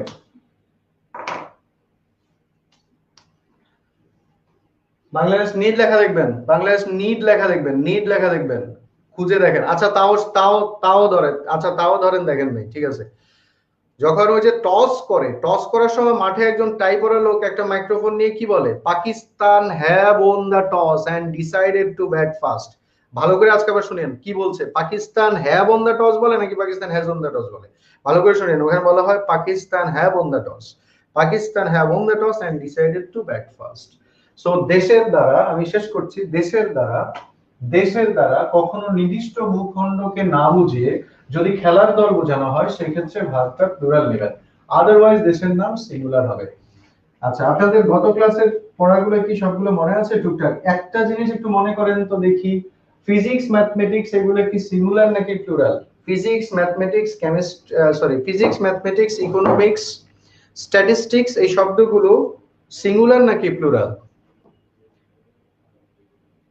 অস্ট্রেলিয়া ওন বাই 12 রানস, এটা তো ফার্স্ট টেন্স হয়ে গেল, এখানে তো সিঙ্গুলার প্লুরাল বুঝবেন না, উইনের ফার্স্ট ফর্ম হয়ে গেলে তো সিঙ্গুলার প্লুরাল বোঝা যায় না। যাই হোক, যাই হোক, আমরা সেই প্রসঙ্গে এখন আর নেই, পরের প্রসঙ্গে আসছি। আমাকে বলেন ফিজিক্স ম্যাথমেটিক্স এগুলো কি সিঙ্গুলার না প্লুরাল? লাস্ট ক্লাসে পড়াইছি না এটা, ফিজিক্স ম্যাথমেটিক্স? আগে বলেন তো লাস্ট ক্লাসে এটা পড়াইছিলাম কিনা, ফিজিক্স ম্যাথমেটিক্স এগুলো লাস্ট ক্লাসে পড়াইছি কিনা? আমাকে আগে বলেন। হ্যাঁ, ডিপার্টমেন্ট হলে সিঙ্গুলার, বাট এদের আগে পসেসিভ থাকলে প্লুরাল হয়, এই কথাটা কি পড়াইছি কিনা? পড়াইছিলাম, ইয়েস স্যার। কেউ কেউ ভুল করেছেন তারপরেও, কেউ কেউ ভুল করেছেন তারপরে, বোথ হতে পারে, মানে ফিজিক্স ম্যাথমেটিক্স এগুলো উভয় হতে পারে, সিঙ্গুলার এবং প্লুরাল উভয় হতে পারে। আমরা বলেছিলাম যে যদি বিষয় বোঝানো হয়, যদি কোনো ডিপার্টমেন্ট বোঝানো হয়, সম্মিলিতভাবে একটাকে বোঝানো হয় তাহলে সিঙ্গুলার হবে, বাট এদের আগে পসেসিভ থাকলে এরা প্লুরাল হয়, আমরা এটা বলেছিলাম। যাই হোক, পরের কথায় আসছি, পরের কথায় আসছি। হ্যান্ডস, ট্রাউজার্স, সিজার্স,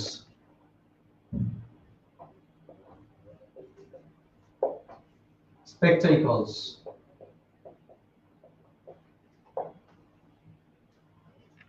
flyers,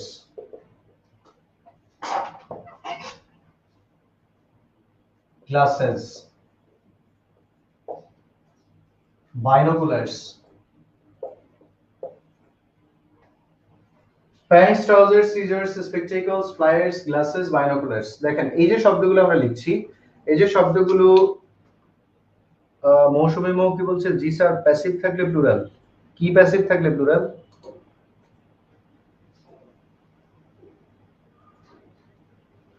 আচ্ছা, এই যে শব্দগুলো pants, trouser, scissors, glasses, spectacles, shoes আছে, এই শব্দগুলো দেখেন শেষে একটা এস বাই এস আছে, সবগুলো শেষে একটা এস বাই এস আছে।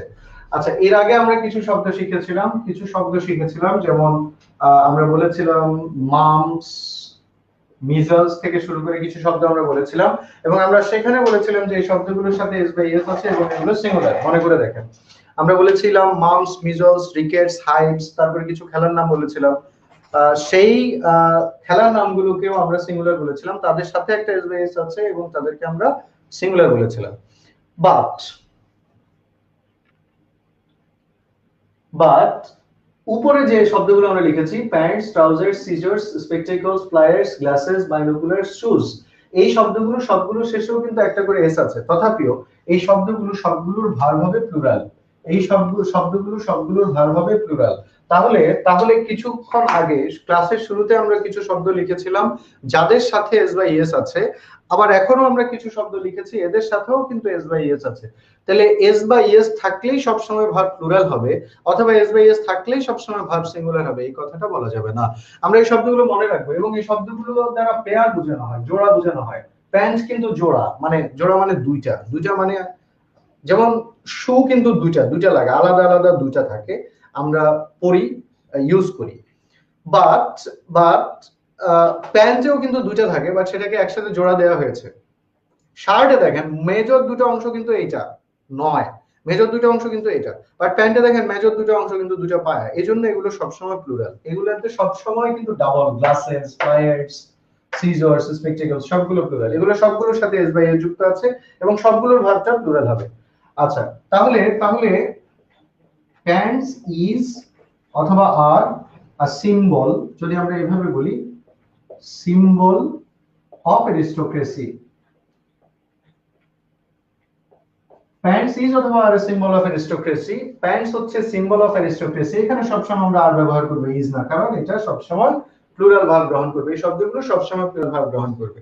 আচ্ছা, এখানে আরেকটা কথা মনে রাখবেন, এই শব্দগুলোকে যদি আমরা কখনো সংখ্যায় প্রকাশ করি, একটা, দুইটা, তিনটা, চারটা, পাঁচটা, ছয়টা, এরকম যদি কোনো সংখ্যায় প্রকাশ করি এই শব্দগুলোকে, যেমন 5টা প্যান্ট, 10টা প্যান্ট, কিংবা 2টা বাইনোকুলার, কিংবা 2টা গ্লাসেস, কিংবা 2টা শু, মানে 2 জোড়া শুজ। শুজ বাংলায় বলার সময় 2টা বলা হয় না, আমরা জোড়াই বলি, এক জোড়া শুজ, 2 জোড়া শু ইত্যাদি। এই শব্দগুলোকে সংখ্যায় প্রকাশ করার জন্য আমরা এদের আগে পেয়ার অফ যোগ করি। আমি আবার বলছি, এই শব্দগুলোকে সংখ্যায় প্রকাশ করার জন্য এদের আগে আমরা পেয়ার অফ যোগ করি। এই শব্দগুলোকে সংখ্যায় প্রকাশ করার জন্য আমরা এদের আগে পেয়ার অফ যোগ করি। পেয়ার অফ শব্দটা যোগ করতে হবে এদের আগে সংখ্যায় প্রকাশ করার জন্য। এখানে প্রসঙ্গক্রমে আরো কিছু ওয়ার্ড আছে, সেগুলো একটু বলে রাখি। 100, 1000, এই টাইপের যে শব্দগুলো আছে, 100,000, মিলিয়ন, বিলিয়ন, ট্রিলিয়ন, প্লিজ আমার হাতে সময় একদমই নাই, আমরা গুগল মিটে যেতে হবে, খুব দ্রুত খেয়াল করেন। 100,000, মিলিয়ন, বিলিয়ন, ট্রিলিয়ন, এই টাইপের যতগুলো শব্দ আছে, আমি আবার বলছি, একটু রিল্যাক্স। 100,000, মিলিয়ন, বিলিয়ন, ট্রিলিয়ন, এই টাইপের যে শব্দগুলো আছে, তারপরে শিপ, ডিয়ার, স্কোর,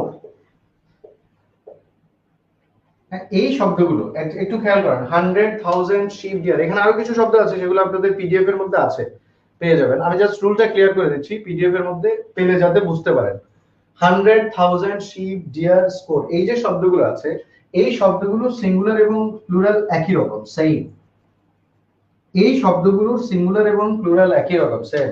আমার মনে হয় কথাটা একটু কি বলছে, রোগের নামের পর, না এটা তো অলরেডি পড়েই ফেলেছি, রোগের নামের পরে সিঙ্গুলার না প্লুরাল এটা অলরেডি আমরা পড়েছি। এখন যেটা বলতে চাই সেটা একটু শুনেন মনোযোগ দিয়ে। 100,000, মিলিয়ন, বিলিয়ন, ট্রিলিয়ন, এই টাইপের শব্দগুলো, শিপ, ডিয়ার, স্কোর, আরেকটা শব্দ লিখে নেন, ডজন, এই টাইপের আরো কিছু শব্দ আছে সেগুলো পিডিএফ এর মধ্যে পাবেন। এই সবগুলো শব্দের সিঙ্গুলার এবং প্লুরাল একই রকম, অর্থাৎ এরা সিঙ্গুলারে যেমন থাকে প্লুরালও তেমনই থাকে। দেখেন আমরা যখন বলি ওয়ান তখন আমরা কি বলি বুক। প্লিজ আল্লাহর ওয়াস্তে খেয়াল করেন, সময় একেবারেই নাই। আমরা যখন বলি ওয়ান তখন আমরা কি বলি বুক। আমরা যখন বলি ফাইভ তখন আমরা কি বলি বুকস, ঠিক কিনা? আমরা ওয়ান বললে বুক বলি, ফাইভ বললে বুকস বলি। আচ্ছা আমরা যখন বলি ওয়ান তখন আমরা কি বলি হান্ড্রেড। ওয়ান যখন বলি তখন কি বলি হান্ড্রেড। আবার আমরা যখন বলি ফাইভ তখন কি আমরা হান্ড্রেডস বলি? ফাইভ বললে কি আমরা হান্ড্রেডস বলি? আমরা ফাইভ বললেও হান্ড্রেড বলি, কারণ হান্ড্রেড শব্দটা সিঙ্গুলারেও হান্ড্রেড, প্লুরালেও হান্ড্রেড। আমরা থাউজেন্ড কে কখনো থাউজেন্ডস বলি না, বলি দুইটা ক্ষেত্রে বলি, সেটা আমরা আসছি। বাট জেনারেলি আপনি যখন বলেন 20,000 তো আপনি বলেন না, আপনি কি বলেন? আপনি বলেন 20,000, 10,000, 10,000, থাউজেন্ডস না। সো এই শব্দগুলো সিঙ্গুলার এবং প্লুরাল একই রকম, ঠিক আছে? আপাতত এটা বুঝছেন কিনা? স্যার গুগল মিট বাদ দেন, ক্লাসে টাইম বেশি দেন স্যার। এটা তো অফিসের লোকজন জানবে, অফিসের লোকজনকে বলতে হবে, আমি জানি না। এগুলো একটু ক্লিয়ার করলে ভালো হয়। হ্যাঁ ক্লিয়ার করছি বেনজির সুলতান, এগুলো ক্লিয়ার করছি। আচ্ছা আপনাদের যদি গুগল মিট না করতে চান, আচ্ছা একটু জানান তো কে কে আছেন, কতজন আছেন গুগল মিট করতে চান না? আমি 2 মিনিট সময় দিলাম। কতজন আছেন গুগল মিটে আসতে চান না, সেই সময়টাতে ক্লাস করতে চান, কিংবা এই ক্লাসের মধ্যে গুগল মিট না করে প্রশ্ন করে এইখানে যেভাবে আমরা প্রশ্ন করে উত্তর দিই সেভাবে করতে চান? আমাকে একটু জানান, 1 মিনিট সময়ের মধ্যে জানান। আমি 1 মিনিট একটু ওয়েট করছি। নাকি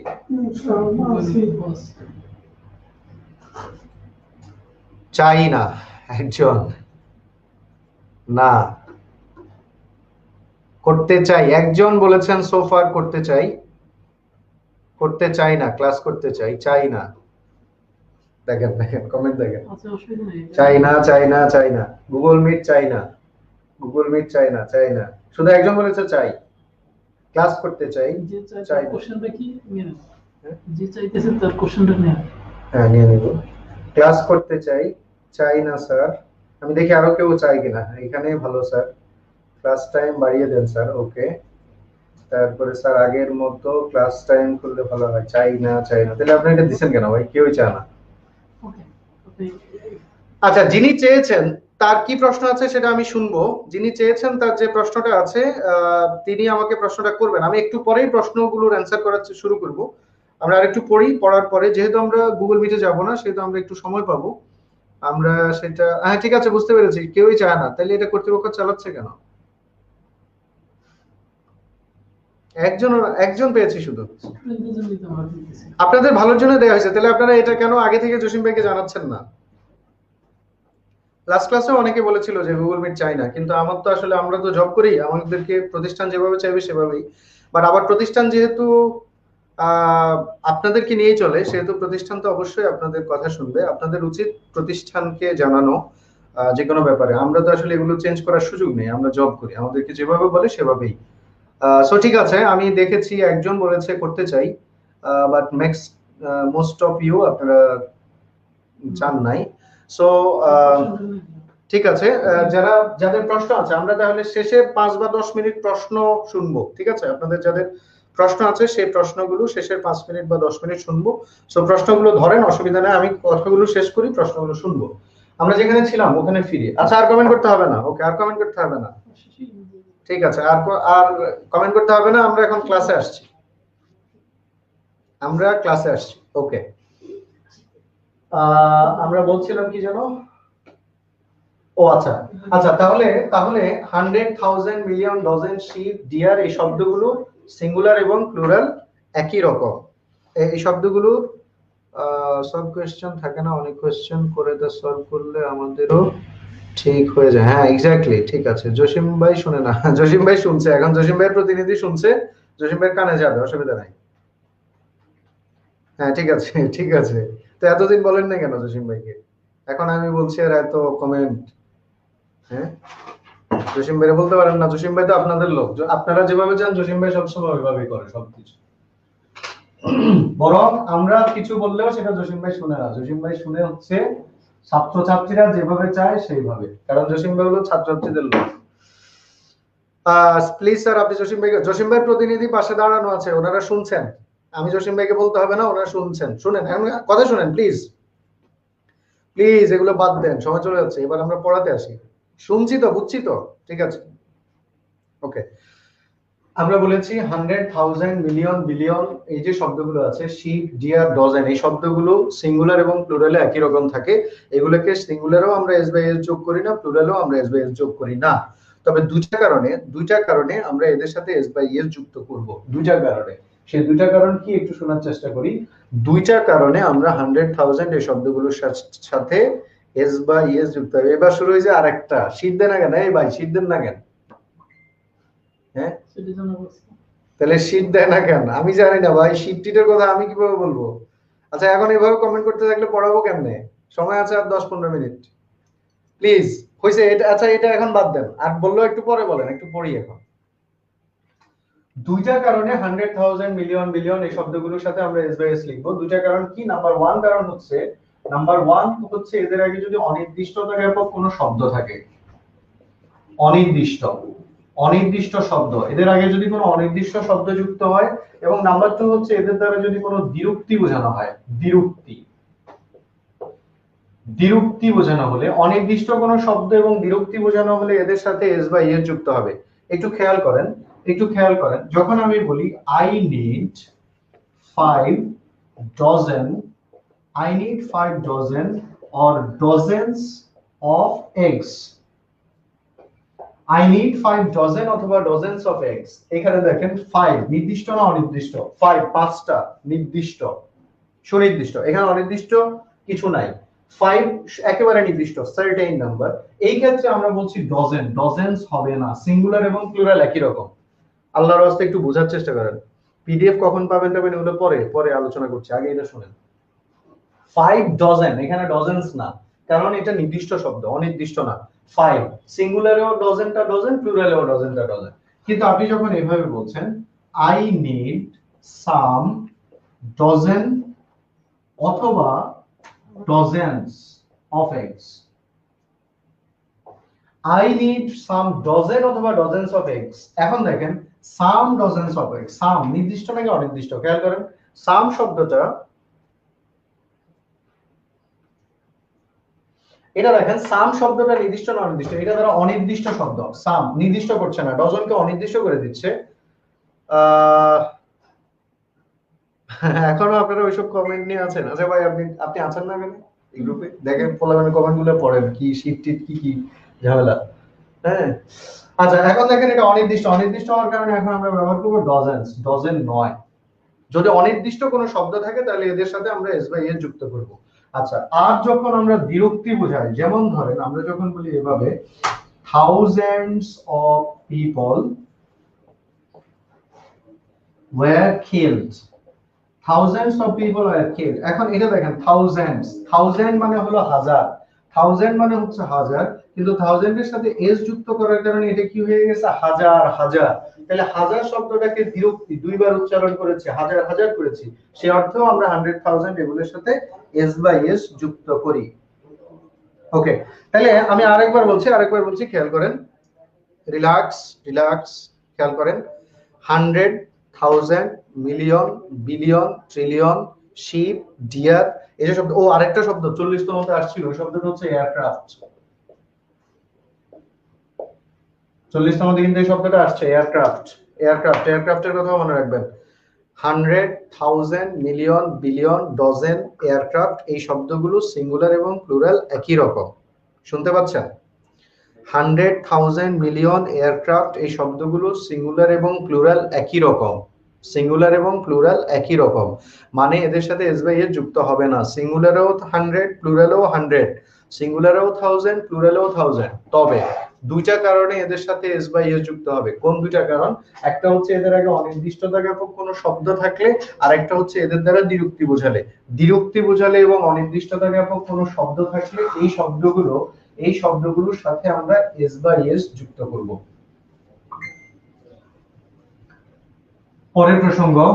পরের প্রসঙ্গ। আচ্ছা,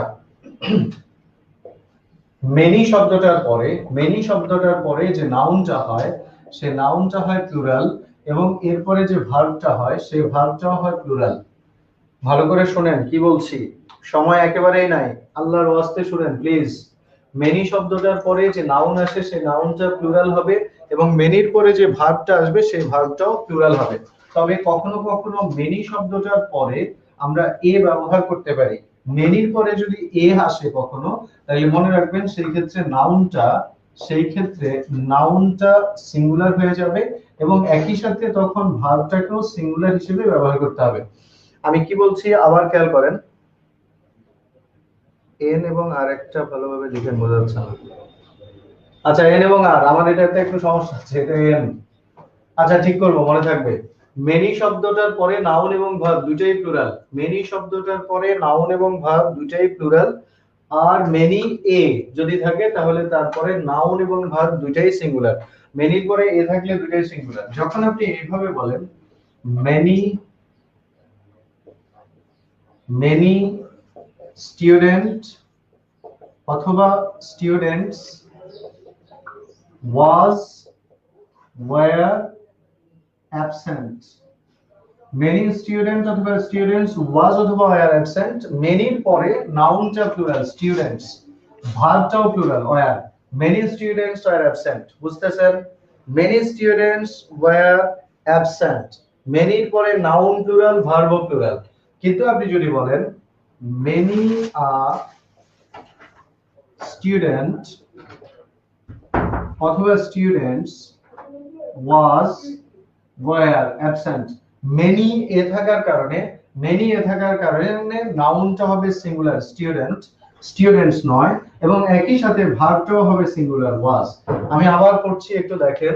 many students were absent, many students were absent, many a student was absent, বুঝছেন কিনা আমাকে বলেন। মেনির পরে নাউন ভার্ব দুইটাই প্লুরাল, কিন্তু মেনি এ থাকলে নাউন এবং ভার্ব দুইটাই সিঙ্গুলার। আমার সাথে একটু বলার চেষ্টা করেন। মেনির পরে নাউন এবং ভার্ব দুইটাই প্লুরাল, মেনির পরে নাউন এবং ভার্ব দুইটাই প্লুরাল, আর মেনি এ যদি কোথাও থাকে তাহলে নাউন এবং ভার্ব দুইটাই সিঙ্গুলার। ওকে,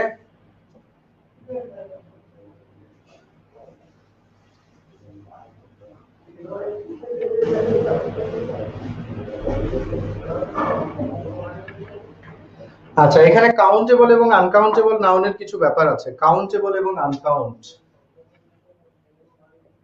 কাউন্ট আনকাউন্ট বা নন কাউন্ট। কাউন্টেবল এবং আনকাউন্টেবল এর কিছু ব্যাপার আছে এখানে সাবজেক্ট ভার্ব এগ্রিমেন্টের সাথে। আমি আর বেশি পড়াবো না, এরপরে আপনাদের প্রশ্ন শুনবো। একটু একটু মনোযোগ দেন প্লিজ, একটু সুযোগ দেন, শেষ পর্যায়ে আছি। কাউন্ট এবং আনকাউন্টের কিছু ব্যাপার আপনাদের সাবজেক্ট ভার্ব এগ্রিমেন্টের সাথে জড়িত। সেই ক্ষেত্রে আমার পরামর্শ হচ্ছে কাউন্টেবল এবং আনকাউন্টেবল এর লিস্টটা মুখস্থ করবেন। প্লিজ একটু শুনেন, কাউন্টেবল এবং আনকাউন্টেবল এর লিস্টটা মুখস্থ করবেন। আপনাদের বাসায় যত বই আছে সব বইতে কাউন্টেবল এবং আনকাউন্টেবল নাউনের বিষয়গুলো আছে, প্রত্যেকটা বইতে কাউন্টেবল এবং আনকাউন্টেবল আছে। আপনারা যদি কনফিডেন্সের বইটা পড়েন, বেসিক ইংলিশ গ্রামার, সেই বইটার মধ্যে প্রচুর পরিমাণে কাউন্টেবল এবং আনকাউন্টেবল এর লিস্ট আছে। যে কোনো বই থেকে কাউন্টেবল এবং আনকাউন্টেবল এর লিস্টটা মুখস্থ করে নিলে আপনি পারবেন। কেন পারবেন? কারণ আপনি এগুলো মোটামুটি সবাই জানেন। সিঙ্গুলার কাউন্টেবল নাউন যদি কোথাও থাকে, সিঙ্গুলার কাউন্ট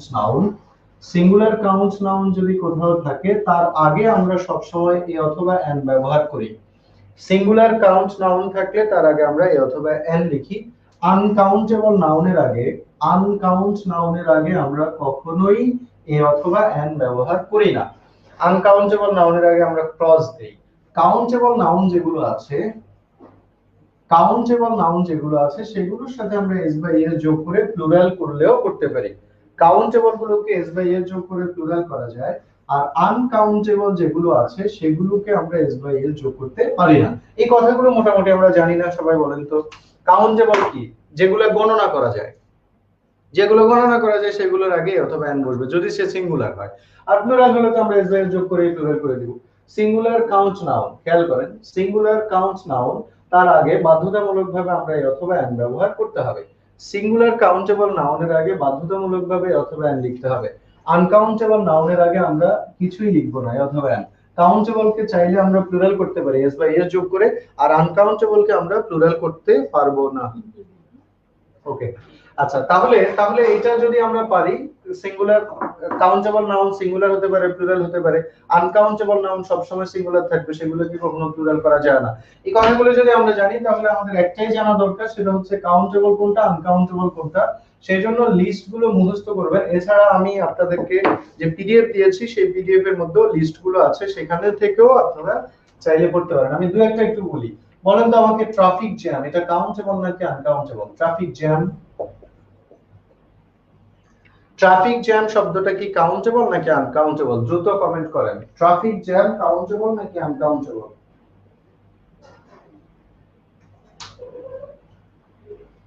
ট্রাফিক জ্যাম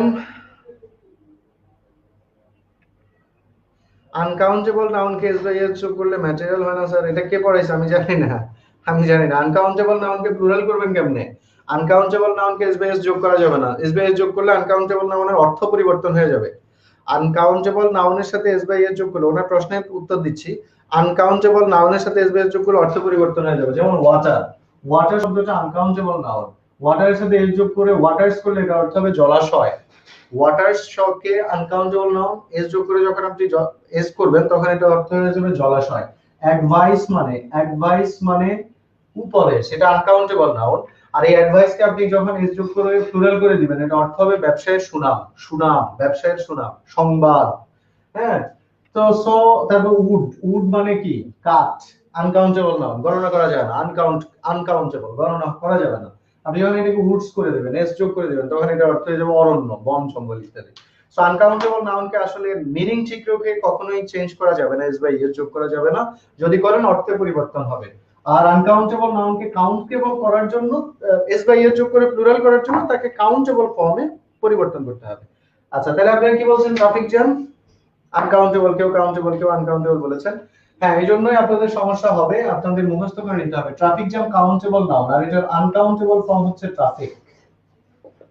এটা কাউন্টেবল নাউন, এটা কাউন্টেবল নাউন, আর এটা হচ্ছে আনকাউন্টেবল নাউন। ওকে, এগুলো মুখস্থ করতে হবে, এগুলোর জন্য আসলে কোনো গ্রামার নেই, এগুলো মুখস্থ করে নেবেন। ইংলিশ গ্রামারে ট্রাফিক জ্যামকে কাউন্টেবল বলা হয়েছে আর ট্রাফিককে আনকাউন্টেবল বলা হয়েছে। আমি আরো একটা বলি, যেমন ধরেন ওয়েদারকে ওনারা আনকাউন্টেবল হিসেব করেন এবং ক্লাইমেটকে ওনারা কাউন্টেবল বিবেচনা করেন। ক্লাইমেট এটা কাউন্টেবল, আনকাউন্টেবল ওনারা বলেন স্নো, এবং এটা কাউন্টেবল ফর্মে ওনারা বলেন স্নোফ্লেক। স্নোফ্লেক। আনকাউন্টেবল ওনারা বলেন সানশাইন, আনকাউন্টেবল ওনারা বলেন সানশাইন, এবং কাউন্টেবল ওনারা ব্যবহার করেন সানবিম। আমাদের পরীক্ষায় সম্ভবত ফার্নিচার এসেছিল, ফার্নিচার আনকাউন্টেবল নাউন, মনে রাখবো। ফার্নিচার আনকাউন্টেবল নাউন, এবং এটার কাউন্টেবল ফর্মে আমরা পিস অফ ফার্নিচার ব্যবহার করি, পিস অফ ফার্নিচার। তারপরে ইনফরমেশন এসেছিল পরীক্ষায়, ইনফরমেশন, ইনফরমেশন এটা একটা আনকাউন্টেবল নাউন, কাউন্টেবল ফর্মে আমরা ব্যবহার করি piece of information, piece of information. এছাড়া সোফ একটা আনকাউন্টেবল নাউন, সোফ, কাউন্টেবল ফর্মে আমরা ব্যবহার করি পিস অথবা বার অফ সোপ, পিস অফ অথবা বার অফ সোপ আমরা ব্যবহার করি। এইভাবে কাউন্টেবল এবং আনকাউন্টেবলের যে লিংক আছে সেগুলো আমরা মুখস্থ করে নিতে হবে। মিনিং চেঞ্জ হলে সেগুলো কি থাকবে? সিঙ্গুলারই থাকবে, সিঙ্গুলারই থাকবে, বাট কখনো কখনো আবার প্লুরাল হতে পারে। যেমন যেমন কি বলে, কর্ন, কর্ন শব্দটা আনকাউন্টেবল নাউন, কিন্তু যখন আপনি কর্নস করেন, কর্নস করেন। আচ্ছা, বেনজিরের প্রশ্ন ছিল মিনিং চেঞ্জ হলে সিঙ্গুলার থাকবে নাকি প্লুরাল থাকবে? আচ্ছা, মিনিং চেঞ্জ হলে ওগুলো কাউন্টেবল হয়ে যায়, কাউন্টেবল হয়ে যায়, এবং সেই অনুসারে তখন অর্থ করতে হবে। যেমন কর্ন এটা আনকাউন্টেবল নাউন, বাট আপনি যখন এস যুক্ত করছেন তখন এটার অর্থ হয়ে যায় পায়ের শিকল সমূহ, পায়ে পড়ার বেড়ি সমূহ। তার মানে কর্ন শব্দটা আনকাউন্টেবল নাউন, কাউন্টেবল করে আপনি যখন এস যুক্ত করেছেন অর্থ পরিবর্তন হয়েছে এবং এটা প্লুরাল হয়ে গিয়েছে। এই ক্ষেত্রে বেনজির আপনাকে আমার পরামর্শ হচ্ছে, আপনি যে শব্দটা এস বাই এস যোগ করে প্লুরাল করে অর্থ পরিবর্তন করেছেন সেই শব্দটা স্পেসিফিক্যালি জেনে নেবেন যে সেটা সিঙ্গুলার নাকি প্লুরাল। এগুলো স্পেসিফিক্যালি সিঙ্গুলার প্লুরাল হতে পারে। সো মিনিং চেঞ্জ হলে সেটা যে ওয়ার্ডকে চেঞ্জ করেছেন সেটা একটু জেনে নেবেন, স্পেসিফিক্যালি সেই শব্দটা জেনে নিলে সুবিধা হবে। আচ্ছা, তাহলে এখানে এই অংশে আমার পরামর্শ আপনাদেরকে আবারও বলছি, সেটা হচ্ছে কাউন্টেবল এবং আনকাউন্টেবল এর লিস্টটা মুখস্থ করবেন। কারণ কাউন্টেবল আনকাউন্টেবল এর লিস্ট মুখস্থ না করলে আসলে এখানে কিছু করার নেই, কারণ এটা আসলে মুখস্থ করার বিষয়, মুখস্থ করা ছাড়া এখানে আর কিছুই করার নাই। সিঙ্গুলার এবং প্লুরালের কথা আপনারা টুকটাক জানেন, তারপর পরীক্ষায় আসছে, এটা একটু বলি। রেডিয়াস পরীক্ষায় দুইবার এসেছে, 37 এবং 38 বোধহয়, পরপর দুটো বিসিএস, অথবা 36 এবং 37 পরপর দুটো বিসিএস এর রেডিয়াস শব্দটা আসছে। এটা সিঙ্গুলার এবং এটার প্লুরাল ফর্ম হচ্ছে রেডিয়াই, দুইটাই আর এই জি ডাবল আই, এটা হচ্ছে প্লুরাল আর রেডিয়াসটা হচ্ছে সিঙ্গুলার। এছাড়া ওয়ার্ডের শেষে যদি আইএস থাকে তাহলে প্লুরাল করার সময় ইএস হয়, এগুলো আপনারা জানেন। যেমন ক্রাইসিস, প্লুরাল করার সময় ক্রাইসেস, ওয়াসিস, ওয়াসেস, এগুলো মোটামুটি আপনারা জানেন। এছাড়া আম থাকলে প্লুরাল করার সময় এ হয়ে যায়, যেমন মেমোরেন্ডাম, মেমোরেন্ডা, তারপরে কি বলে মিডিয়াম, মিডিয়া, এজেন্ডা, এজেন্ডাম। তারপর 39তম ডাক্তারদের বিসিএস একটা প্রশ্ন আসছিল ওভাম, এটা সিঙ্গুলার আর প্লুরাল ফর্ম হচ্ছে ওভা। সিঙ্গুলারে হচ্ছে ওভাম, প্লুরালে হচ্ছে ওভা। এটাও আপনারা দেখে নেবেন, আমরা যে পিডিএফ গুলো দিব সেই পিডিএফ এ এগুলো দেওয়া হয়েছে।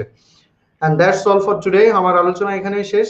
আগামী 5 মিনিট আমরা প্রশ্ন শুনবো। আপনাদের কারো কোনো প্রশ্ন যদি থাকে আজকের আলোচনার সাথে সম্পৃক্ত, অথবা শুরুতে ক্লাস যখন শুরু হচ্ছিল তখন একজন বলেছিলেন যে আগের ক্লাস নিয়ে একটা প্রশ্ন আছে, তিনি সহ অন্য যে কোনো যারা কোনো কারো প্রশ্ন থাকলে আমাকে বলতে পারেন। Feel free to ask me if you have any question.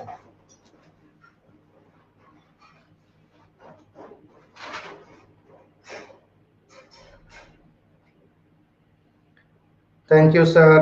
Welcome, welcome.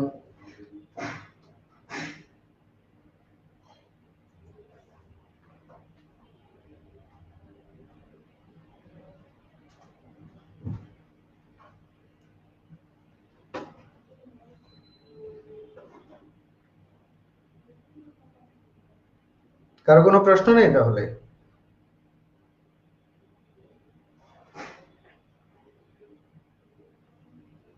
You don't have any question? Okay, thank you, thank you, thank you very much. See you, see you. Sir uncountable এর verb singular না plural? Uncountable এর verb সব সময় singular হবে। Uncountable এর verb সব সময় singular হবে। আনকাউন্টেবল এর ভার্ব সব সময় সিঙ্গুলার হবে। থ্যাংক ইউ, থ্যাংক ইউ, আল্লাহ হাফেজ।